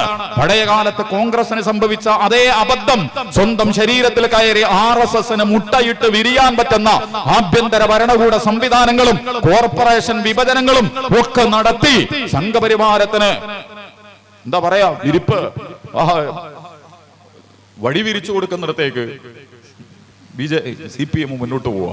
അതിന് വേണ്ടിയിട്ട് പറ്റുന്ന ഒരു കാര്യം കൂടി, നമുക്ക് CPM തോൽക്കണം നമ്മൾ ആരും ആഗ്രഹിക്കണില്ലേ? CPM ഇവിടെ വേണം. കാരണം CPM പോയാൽ രണ്ട് കാര്യങ്ങൾ നടക്കും. കാരണം നമ്മൾ നേരത്തെ പറഞ്ഞ മാതിരി CPM പോണ ആളുകളൊക്കെ നേരെ RSSക്കാണ് പോണത്. കോൺഗ്രസ്ക്ക് ഒരൊറ്റ ഒരുത്തരം പോണില്ല, വളരെ അപൂർവ ആളുകളാണ് പോണത്. പിന്നെ BJP-നെ നിന്നാണ് കോൺഗ്രസ്ക്ക് പോണത്. CPM-ന്റെ സെക്യുലറിസം മൂത്ത് പഴുത്ത് ചെയ്യാൻ തുടങ്ങിയപ്പോ എല്ലാം കൂടി ആളുകൾ നേരെ RSSന്റെ ഉള്ളിലേക്കാണ് കയറുന്നത്. സെക്യുലറിസവും സോഷ്യലിസവും ഇതൊക്കെ സംരക്ഷിക്കാൻ വേണ്ടിയിട്ട് വല്ലാത്തൊരു ഗതികേടാണിത്. അപ്പോ ഈ പാർട്ടി കുത്തുവാള എടുത്താൽ നാളെ സംഘപരിവാരത്തിന്റെ അരിയിട്ട് വാഴ്ച വളരെ മാരകമായി കേരളത്തിൽ നടക്കും. അത് മാത്രമല്ല, അത് അതിന്റെ രാഷ്ട്രീയപരമായ, അതിന്റെ അപ്പുറം കേരളത്തിന്റെ ഈ സാമൂഹിക നന്മകൾ. ഇനിയിപ്പോ ആര് കളിച്ചാലും കേരളത്തിന് വല്ലാതെ ഒന്നും മുക്കാൻ കഴിയില്ല. കേരളത്തിലെ ഹിന്ദു മുസ്ലിമും ക്രിസ്ത്യാനിയും ഒക്കെ ഒരുമിച്ച് ജീവിക്കുന്നു, ഒരുമിച്ച് കച്ചവടം ചെയ്യുന്നു, ഒരുമിച്ച് കല്യാണം നടത്തുന്നു, ഒരുമിച്ച് മരിച്ചിടത്തും അതുപോലെ തന്നെ ടൂറിനും ഒക്കെ പോകുന്നു. ശരിയും തെറ്റും ഒക്കെ എല്ലാ കാര്യങ്ങളിലും ഇവർ കൂട്ടായി എല്ലാവരുടെ പങ്കാളിത്തം എല്ലാവരുടെ ഉണ്ട്. ഇതിനെ മുറിച്ചാൽ, ഇതിനെ വെട്ടിവീഴ്ത്തിയാൽ മലയാളിക്ക് പിന്നെ മുന്നോട്ട് പോകാൻ കഴിയില്ല. അത് വീഴ്ത്താൻ വേണ്ടിയിട്ട് CPM-ഉം BJP-യും അല്ല RSS-ഉം എന്തൊക്കെ കളിയായിട്ട് നടത്തിയിട്ട് പോലും ഈ തദ്ദേശ സ്വയംഭരണ തെരഞ്ഞെടുപ്പ് മലയാളിക്ക് വമ്പിച്ച ആത്മവിശ്വാസം പകർന്ന വലിയ പ്രതീക്ഷ കേരളത്തിൽ നമുക്ക് പുലർത്താൻ. അതിന്റെ ഒരു മറവറുണ്ട് കേട്ടോ. 60ഓളം നമ്മൾ EVM മെഷീനൊക്കെ പറയണ്ടല്ലോ, EVM മെഷീനേക്കാളും വലിയ EVM മെഷീനുകൾ ഇവരൊക്കെ നടത്തുന്നുണ്ട് ഇവിടെ. വാർഡ് വിഭജനം ഒരു EVM മെഷീനാണ്. നമ്മൾ നേരത്തെ പറഞ്ഞ മാതിരി അവനവന് ജയിക്കാൻ പറ്റുന്ന രീതിയിൽ ആദർശം പറഞ്ഞിട്ടോ ആശയം പറഞ്ഞിട്ടോ അതിന്റെ അടിസ്ഥാനങ്ങളിൽ നിന്നുകൊണ്ടോ ജനങ്ങളെ സ്വാധീനിക്കുന്നതിന് പകരം അവനവന് ജയിക്കാൻ കഴിയുന്ന രീതിയിലുള്ള സകല കള്ളക്കളികളും നടത്തി വാർഡ് എന്നതുപോലെ നിയമസഭാ മണ്ഡലങ്ങളും അങ്ങനെയൊക്കെ മുറിച്ചു വെച്ചിട്ടുണ്ട് ഇവരെ വളരെ കുറെ. അതുകൊണ്ട് ആ 60 മണ്ഡലങ്ങളെങ്കിലും CPM-ന് ജയിക്കാൻ കഴിയും. അത് ജയിച്ചു കഴിഞ്ഞാൽ പിന്നെ ഒരു 5-8 എണ്ണം ആവശ്യം ഉണ്ടാവും. അത് രാജീവ് ചന്ദ്രശേഖരയിട്ട് ഒരു ഡീല് ചെയ്താൽ BJP-ക്ക് ഒരു അജണ്ട ഉണ്ട്, BJP-ന്റെ അജണ്ട ഉണ്ട്. നമ്മൾ നേരത്തെ പറഞ്ഞതുപോലെ ഒന്നാം കോൺഗ്രസ് തോൽക്കണം, കോൺഗ്രസ് അധികാരത്തിൽ ഉണ്ടാവരുത്. കാരണം ഇന്ത്യയിൽ ദേശീയ തലത്തിൽ BJP അഖിലേന്ത്യാ പ്രസ്ഥാനമായതുപോലെ BJP-ക്ക് ബദലായി അഖിലേന്ത്യാ തലത്തിൽ എഴുന്നേറ്റ് നിൽക്കാൻ കഴിവുള്ള സാധ്യതയുള്ള ഏക സംഘം കോൺഗ്രസ്. അതുകൊണ്ട് കോൺഗ്രസിനെ എല്ലായിടത്തും തള്ളി തകിടം മറിച്ച് നശിപ്പിച്ചെടുക്കാൻ അവർ തീരുമാനമെടുത്തിട്ടുണ്ട്. അതുകൊണ്ട് കേരളത്തിൽ അവർ വരരുത്. നമ്മളുള്ള സെൻകുമാർ പറഞ്ഞ വർത്തമാനങ്ങൾ കേട്ടില്ലേ? ഒന്നാമത്തെ ശത്രുവിനെ തോൽപ്പിക്കാൻ രണ്ടാമത്തെ ശത്രുവിനെ കൂട്ടുപിടിച്ചാലും വേണ്ടിയില്ല. അത്താവാല എന്ന് പറയുന്ന സംഘപരിവാരത്തിന്റെ മന്ത്രി എവിടുന്ന് പറയുന്നുണ്ട്, ഞാനും പിണറായും തമ്മിൽ ഭയങ്കര ബന്ധ, ഞങ്ങൾ വലിയ കൊടുക്കലുകളും വാങ്ങലുകളും ഒക്കെ നടത്തിക്കൊണ്ടിരിക്കുന്നുണ്ട്. എന്താണ് ഈ കൊടുത്തത്, എന്താണ് ഈ വാങ്ങിയത് എന്നൊക്കെ ദൈവത്തിന് തന്നെ അറിയുള്ളൂ. പോട്ടെ, അത് ആ പറഞ്ഞതിന്റെ അർത്ഥം നാളെ എന്ത് നിലക്കും അധികാരം പിടിച്ചു നിർത്താൻ സംഘപരിവാരത്തിന്റെ 10-12 സ്ഥാനാർത്ഥികൾ ഉണ്ടാണെങ്കിലും ശരി, 60ലേക്ക് ഒരു 10 കൂടി കൂട്ടി 70ഓടുകൂടി വീണ്ടും അധികാരം നിലനിർത്താൻ CPM ആഗ്രഹിക്കുന്ന കളിയാണ് കളിക്കുന്നതെങ്കിൽ CPM അധികാരത്തിൽ വന്നാൽ CPM ഉണ്ടാവില്ല, കോൺഗ്രസ് ഉണ്ടാവില്ല. ഉണ്ടാകാൻ പോണത് BJP ആയിരിക്കും. ഈ കണ്ട പണവും അധികാരവും സംവിധാനങ്ങളും ഉപയോഗിച്ച് കേരളത്തിലെ CPM-നെയും കോൺഗ്രസിനെയും നിലംപരിശാക്കും സംഘപരിവാർ. അതുകൊണ്ട് CPM-ന് പോലും തടി രക്ഷപ്പെടുത്താനുള്ള വഴി അടുത്ത തെരഞ്ഞെടുപ്പിൽ പ്രതിപക്ഷമായിട്ട് ഇരിക്കുകയാണെങ്കിൽ SFI ഒക്കെ ഒന്ന് ഉഷാറാവും. ഈ പ്രണയവും കോലാഹലവും ഒക്കെ ഒന്ന് വിട്ടിട്ട്, മദ്യവും ജനറൽ ന്യൂട്രാലിറ്റി ഒക്കെ ഒന്ന് വിട്ടിട്ട്, മനുഷ്യന്റെയും കേരളത്തിന്റെയും പൊതുപ്രശ്നങ്ങളെ പ്രതിനിധീകരിച്ചുകൊണ്ടുള്ള വലിയ സമരങ്ങളിലേക്ക് 15 കൊല്ലമായി അധികാരത്തിന്റെ തണലിലിരിക്കുന്നത് കൊണ്ട് വിപ്ലവവും വിമോചനവും പോരാട്ടവും ക്യാപിറ്റലിസവും മുതലാളിത്തവും തൊഴിലാളിയും എല്ലാ പരിപാടിയും നിർത്തിയിട്ട് CPM-ഉം എല്ലാവരെ പോലുള്ള ഒരു സാധാരണ സംഘടനയായി മാറിയ പശ്ചാത്തലത്തിൽ നിന്ന് സ്വയം രക്ഷപ്പെടണമെങ്കിൽ പ്രതിപക്ഷത്തിരുന്നാൽ കോൺഗ്രസ് CPM വളരും, CPM നിലനിൽക്കും, കോൺഗ്രസും UDF-ഉം നിലനിൽക്കും. സംഘപരിവാരത്തിന് വഴിയടക്കാനുള്ള ധാരാളം സ്രോതസ്സുകൾ നമ്മുടെ മുമ്പിൽ വരും. ജമാഅത്തെ ഇസ്ലാമി ഇത് ആഗ്രഹിക്കുന്നുണ്ട്. CPM-നോടായിട്ട് പ്രത്യേകിച്ച് ദേഷ്യവും ജമാഅത്തെ ഇസ്ലാമിക്കില്ല. പ്രത്യയശാസ്ത്രപരമായ തർക്കങ്ങളുണ്ട്. കമ്മ്യൂണിസം എന്താണ്, ക്യാപിറ്റലിസം എന്താണ്, ഫാസിസം എന്താണ്, അതിനോടുള്ള നമ്മുടെ നിലപാടുകൾ എന്താണ്. അതേസമയം പ്രയോഗങ്ങളിൽ CPM-നെയും സെക്യുലർ പ്രസ്ഥാനമായിട്ട് കാണുകയും കേരളത്തിന്റെ സാമൂഹിക രാഷ്ട്രീയ മണ്ഡലത്തിൽ നിലനിൽക്കേണ്ട പ്രസ്ഥാനമാണ് ഇടതുപക്ഷ പ്രസ്ഥാനങ്ങളും എന്ന് ജമാഅത്തെ ഇസ്ലാമി ഉറച്ചു വിശ്വസിക്കുന്നുണ്ട്. അതിനെ മാത്രം ടാർഗറ്റ് ചെയ്തിട്ട് ഇനിയിപ്പോൾ അടുത്ത പ്രാവശ്യം UDF അധികാരത്തിൽ വന്നതെന്ന് കരുതിക്കോങ്ങൾ. എന്താ പോയിക്കുക, ജമാഅത്തെ ഇസ്ലാമി അതിന്റെ സംവിധാനങ്ങളും പോഷക സംഘടനകളും ഒക്കെ ഭരണകൂടത്തെ വിമർശിക്കാൻ തുടങ്ങിയ ഓരും ചിലപ്പോൾ നമ്മളെ കൈകാര്യം ചെയ്യും. ഞാൻ അത് വെച്ചിട്ട് നമ്മൾ പറയാതിരിക്കോ? UDF-ന് വല്ല അധികാരം കിട്ടുന്നവരെ കുറിച്ച് നമ്മൾ പറയാതിരിക്കോ? പറയും. ഈ നാട്ടിൽ നടക്കുന്ന കൊള്ളരുതായ്മകൾ, അതിന്റെ അതിരുവിടലുകൾ, നിയമം ലംഘിക്കലുകൾ, അട്ടിമറികൾ, ഇത് പറയുന്നതോടുകൂടി ഈ CPM-നും പ്രശ്നം ഇത് മാത്രം. 2019 പാർലമെന്റ് ഇലക്ഷനിൽ കോൺഗ്രസിന് കൂടുതൽ MP-മാരുണ്ടാകണമെന്ന തീരുമാനത്തിന്റെ അടിസ്ഥാനത്തിൽ കേരളത്തിലെ ജമാഅത്തെ ഇസ്ലാമി CPM-ന് വോട്ട് ചെയ്യാൻ തീരുമാനിച്ചു. അന്ന് മുതലാണ് CPM ജമാഅത്തെ ഇസ്ലാമി എന്താവണത് വളരെ വലിയ. അതിന്റെ മുമ്പ് CPM പിണറായി നമ്മൾ പറഞ്ഞല്ലോ തലയെടുപ്പുള്ള നേതാവായിരുന്നു കേരളത്തിലെ. തെറ്റിദ്ധാരണ നിങ്ങൾ വെക്കേണ്ട കാര്യമില്ല. ഒരു ഘട്ടത്തിൽ കേരളത്തിലെ ഏറ്റവും തലയെടുപ്പ്, ഇപ്പൊ അത് എവിടെ പോയി നമുക്കറിയില്ല. വെള്ളാപ്പള്ളി നടേശനെ പോലും ഏറ്റി നടക്കേണ്ട ഗതികേടിലേക്ക് ഒരു സംഘടനാ നേതാവ്, ഒരു പാർട്ടിയുടെ മുഖ്യമന്ത്രിയായ നേതാവ് എത്തുക എന്ന് പറയുന്നത് വർഗീയതയും സാമുദായികതയും ജാതീയതയും ഓരോ നിമിഷങ്ങളിലും സംഘപരിവാരത്തിന് വേണ്ടി സമയാസമയങ്ങളിൽ കേരളത്തിൽ പുറത്തുവിട്ടുകൊണ്ടിരിക്കുന്ന ഒരു നേതാവിനെ അടക്കം ആവാഹിച്ച് കൂടെ കൊണ്ട് നടക്കേണ്ട ഗതികേടിലേക്ക് CPM-ന്റെ മുഖ്യമന്ത്രി ശ്രീ പിണറായി വിജയൻ എത്തി എന്ന് പറഞ്ഞാൽ എന്തോ ഒരു പ്രശ്നമുണ്ട്. അതെന്താ നമുക്കറിയില്ല. അതിന്റെ മുമ്പ് അങ്ങനെയൊന്നുമല്ല. പിണറായി അവരെ കുറിച്ച് പറഞ്ഞതും മതസംഘടനകളെ കുറിച്ച് പറഞ്ഞതും സാംസ്കാരിക സംഘടനകളെ കുറിച്ച് പറയുന്നതും വ്യക്തികൾ നട്ടലോട് പറയുന്നതൊക്കെ നമുക്ക് യോജിക്കാൻ പറ്റുമല്ലോ എന്നൊരു വേറെ പ്രശ്നം. പക്ഷെ എന്തിലും നിലപാട് പറയുന്ന, ധൈര്യമുള്ള പ്രഖ്യാപനങ്ങൾ നടത്തുന്ന, അതിൽ ഇടപെടുന്ന, അതൊക്കെ പോയി ഇപ്പൊ അങ്ങനത്തെ ഒരു സാധനം നമുക്ക് കാണാൻ പറ്റില്ല. ഈ ഗതികേടിലേക്ക് ഈ ഒരു പ്രസ്ഥാനം എത്തരുത്. അതിജീവിക്കാനും അഭിമുഖീകരിക്കാനും കേരളത്തിന്റെ പൊതുസാമൂഹിക മണ്ഡലത്തെ കുറച്ചുകൂടി സെക്യുലറായ സംഘപരിവാരത്തിന്റെ അടുക്കളയിലേക്ക് ഇതിനെ വിളമ്പിക്കൊടുക്കുന്നതിന് പകരം കേരളം ഇന്ത്യയിലെ ഏറ്റവും നല്ല തലസ്ഥാനമാണ്, സംസ്ഥാനമാണ് എന്ന് ഉറപ്പുവരുത്താൻ കഴിയുന്ന രീതിയിലുള്ള സാംസ്കാരിക, സാമൂഹിക, സാമ്പത്തിക, രാഷ്ട്രീയ, വിദ്യാഭ്യാസ, മാനുഷിക മുന്നേറ്റങ്ങളിലൂടെ മലയാളിയെ മുന്നോട്ട് നയിക്കാൻ കഴിയണമെങ്കിൽ എല്ലാ സെക്യുലർ പ്രസ്ഥാനങ്ങളും നിലനിൽക്കുകയും ഇപ്പറഞ്ഞ വർഗീയ, സാമുദായിക, വിദ്വേഷ പ്രചരണങ്ങൾക്ക് നേതൃത്വം നൽകുന്ന എല്ലാറ്റിനെയും മാറ്റിവെച്ചുകൊണ്ട് മനുഷ്യത്വത്തിനും നന്മയ്ക്കും സാമൂഹിക സമാധാനത്തിനും സുരക്ഷിതത്വത്തിനും ഒക്കെ മുഖവിൽ ഏറ്റവും പ്രധാനപ്പെട്ട ഇടം നൽകുന്ന പ്രസ്ഥാനങ്ങളും സംഘങ്ങളുമാണ് ഇവിടെ ഉണ്ടാകേണ്ടത് എന്ന് ആഗ്രഹിച്ചുകൊണ്ട് കാര്യങ്ങളെ മുന്നോട്ട് നീക്കണമെന്നാണ് ജമാഅത്തെ ഇസ്ലാമി ആഗ്രഹിച്ചുകൊണ്ടിരിക്കുന്നത്. അതുകൊണ്ട് ഞാൻ പറഞ്ഞ CPM-നോടായിട്ട് പ്രത്യേകിച്ച് നമുക്ക് പ്രശ്നങ്ങളൊന്നുമില്ല. സെക്യുലർ പ്രസ്ഥാനങ്ങളുടെ എല്ലാ കൂട്ടത്തിലും എല്ലാവരും ഒരുമിച്ച് ചേർന്ന് സംഘപരിവാരത്തെ നേരിടേണ്ട ഒരു കാലത്ത് അതിൽ നിന്ന് പിന്നോട്ട് പോയി പുരകത്തുമ്പോ ഇത് ഊരിയെടുക്കുക എന്ന് പറഞ്ഞതുപോലെ എന്താണ് തങ്ങൾക്ക് കിട്ടുക എന്ന് പറയുന്ന ലാഭത്തിലേക്ക് മാത്രം ഒരു പ്രസ്ഥാനവും ആശയവും എത്തിപ്പെട്ടാൽ അത് അതിന്റെ അവസാനത്തിന്റെ ആരംഭമാണ്. ദ്രവീകരിക്കപ്പെടുന്നതിന്റെ നുരുമ്പാൻ തുടങ്ങുന്നതിന്റെ, തുരുമ്പാൻ തുടങ്ങുന്നതിന്റെ, അത് അലിഞ്ഞു പോകാൻ തുടങ്ങുന്നതിന്റെ ലക്ഷണമാണ് എന്ന് വളരെ കൃത്യമായിട്ട്. അതുകൊണ്ട് CPM-ന്റെ സുഹൃത്തുക്കളൊക്കെ കുറച്ചും കൂടി ഗൗരവതരമായിട്ട് കാണുക. ജമാഅത്തെ ഇസ്ലാമിയായിട്ട് ബന്ധപ്പെട്ടിട്ട് നിങ്ങൾ ഇനി എന്ത് പറഞ്ഞാലും അതിൽ ജമാഅത്തെ ഇസ്ലാമി ഒരു കാര്യം കൂടി മനസ്സിലാക്കിയിട്ടുണ്ട്. ഉറങ്ങണോലല്ലേ വിളിച്ചുണർത്താൻ പറ്റുള്ളൂ. ഉറക്കം നടിച്ചോ നമുക്കൊന്നും ചെയ്യാൻ കഴിയില്ല. CPM ഇപ്പോൾ ഉറക്കം നടിച്ച് കിടക്കുക. അതുകൊണ്ട് അവരെ കൃത്യമായിട്ട് മുസ്ലിം ലീഗിനെ, ജമാഅത്തെ ഇസ്ലാമിനെ ടാർഗറ്റ് ചെയ്തിട്ട് കേരളത്തിലെ നാളത്തെ നിയമസഭാ ഇലക്ഷന് എങ്ങനെ തങ്ങളിലേക്ക് സ്വാധീനിക്കാനും സ്വാംശീകരിക്കാനും പറ്റുന്നുള്ള കുറുക്കു വഴി, അതാണോ രാഷ്ട്രീയം, അങ്ങനെയാണോ സംഗതികൾ കാണേണ്ടത്? വളരെ ഗൗരവത്തോടു കൂടി അതിന്റെ ഭാഗത്തിരിക്കുന്നവർ ആലോചിക്കുക. ഇന്നിപ്പോ ഇവിടെ നേരത്തെ പറഞ്ഞു, ഞാൻ അവസാനിപ്പിക്കാം. CPM-ന്റെ വികസന കേരള യാത്ര ഉണ്ട്. അതില് നമ്മുടെ മർഹൂം സേട്ടു സാഹിബിന്റെ ചിത്രമുണ്ട്. മർഹൂം സേട്ടു സാഹിബിന്റെ ചിത്രം. സേട്ടു സാഹിബിനെ ഇരുന്ന് ഏറ്റവും കൂടുതൽ പ്രശ്നം ഉണ്ടായിരുന്നു CPM-നടക്കം. മതവർഗീയവാദി, തീവ്രവാദി, മുസ്ലിം ലീഗിന്റെ ഉള്ളിൽ നിന്നുകൊണ്ട് അദ്ദേഹം സംഗതികൾ പറഞ്ഞ കാലത്ത് സേട്ടു സാഹിബിനെ നിലംപരിശാക്കി കൈകാര്യം ചെയ്ത കൂട്ടത്തിൽ CPM ഉണ്ട്. അന്ന് നടത്തിയ പ്രശ്നം ഇന്ന് മുസ്ലിം ലീഗിനെ ജമാഅത്തെ ഇസ്ലാമിയൊക്കെ നടത്തുന്ന പോലെ സേട്ടു സാഹിബിനെ നന്നായിട്ട് ഹരാക്കിരി ചെയ്തിട്ടുണ്ട്. ആ സേട്ടു സാഹിബിന്റെ ചിത്രം വെച്ചിട്ട് വരാനിരിക്കുന്ന നിയമസഭയിൽ കേരള വികസന യാത്ര നടത്തുന്നുവെങ്കിൽ ചിലപ്പോൾ ഞങ്ങൾ പ്രതീക്ഷിക്കുന്നു CPM-ന് ജീവനുണ്ടെങ്കിൽ ഭാവിയിൽ ജമാഅത്തെ ഇസ്ലാമിയുടെ ചിത്രം വെച്ചിട്ട് നിങ്ങൾ പോകും. കാരണം ചരിത്രം അങ്ങനെയാണ്. ആരെയാണോ നിങ്ങൾ കൈകാര്യം ചെയ്യാനും അടിച്ചമർത്താനും ഒക്കെ ശ്രമിക്കുന്നത് അവരുടെ ചരിത്രത്തിൽ അതിനേക്കാൾ മനോഹരമായിട്ട് ചിലപ്പോൾ ഇങ്ങോട്ട് പുറത്തേക്ക് വരും. അത്തരം നിസ്സഹായതകൾക്ക് നിൽക്കേണ്ടതില്ല, നിക്കക്കള്ളിയില്ലായ്മകൾക്ക് നിൽക്കേണ്ടതില്ല.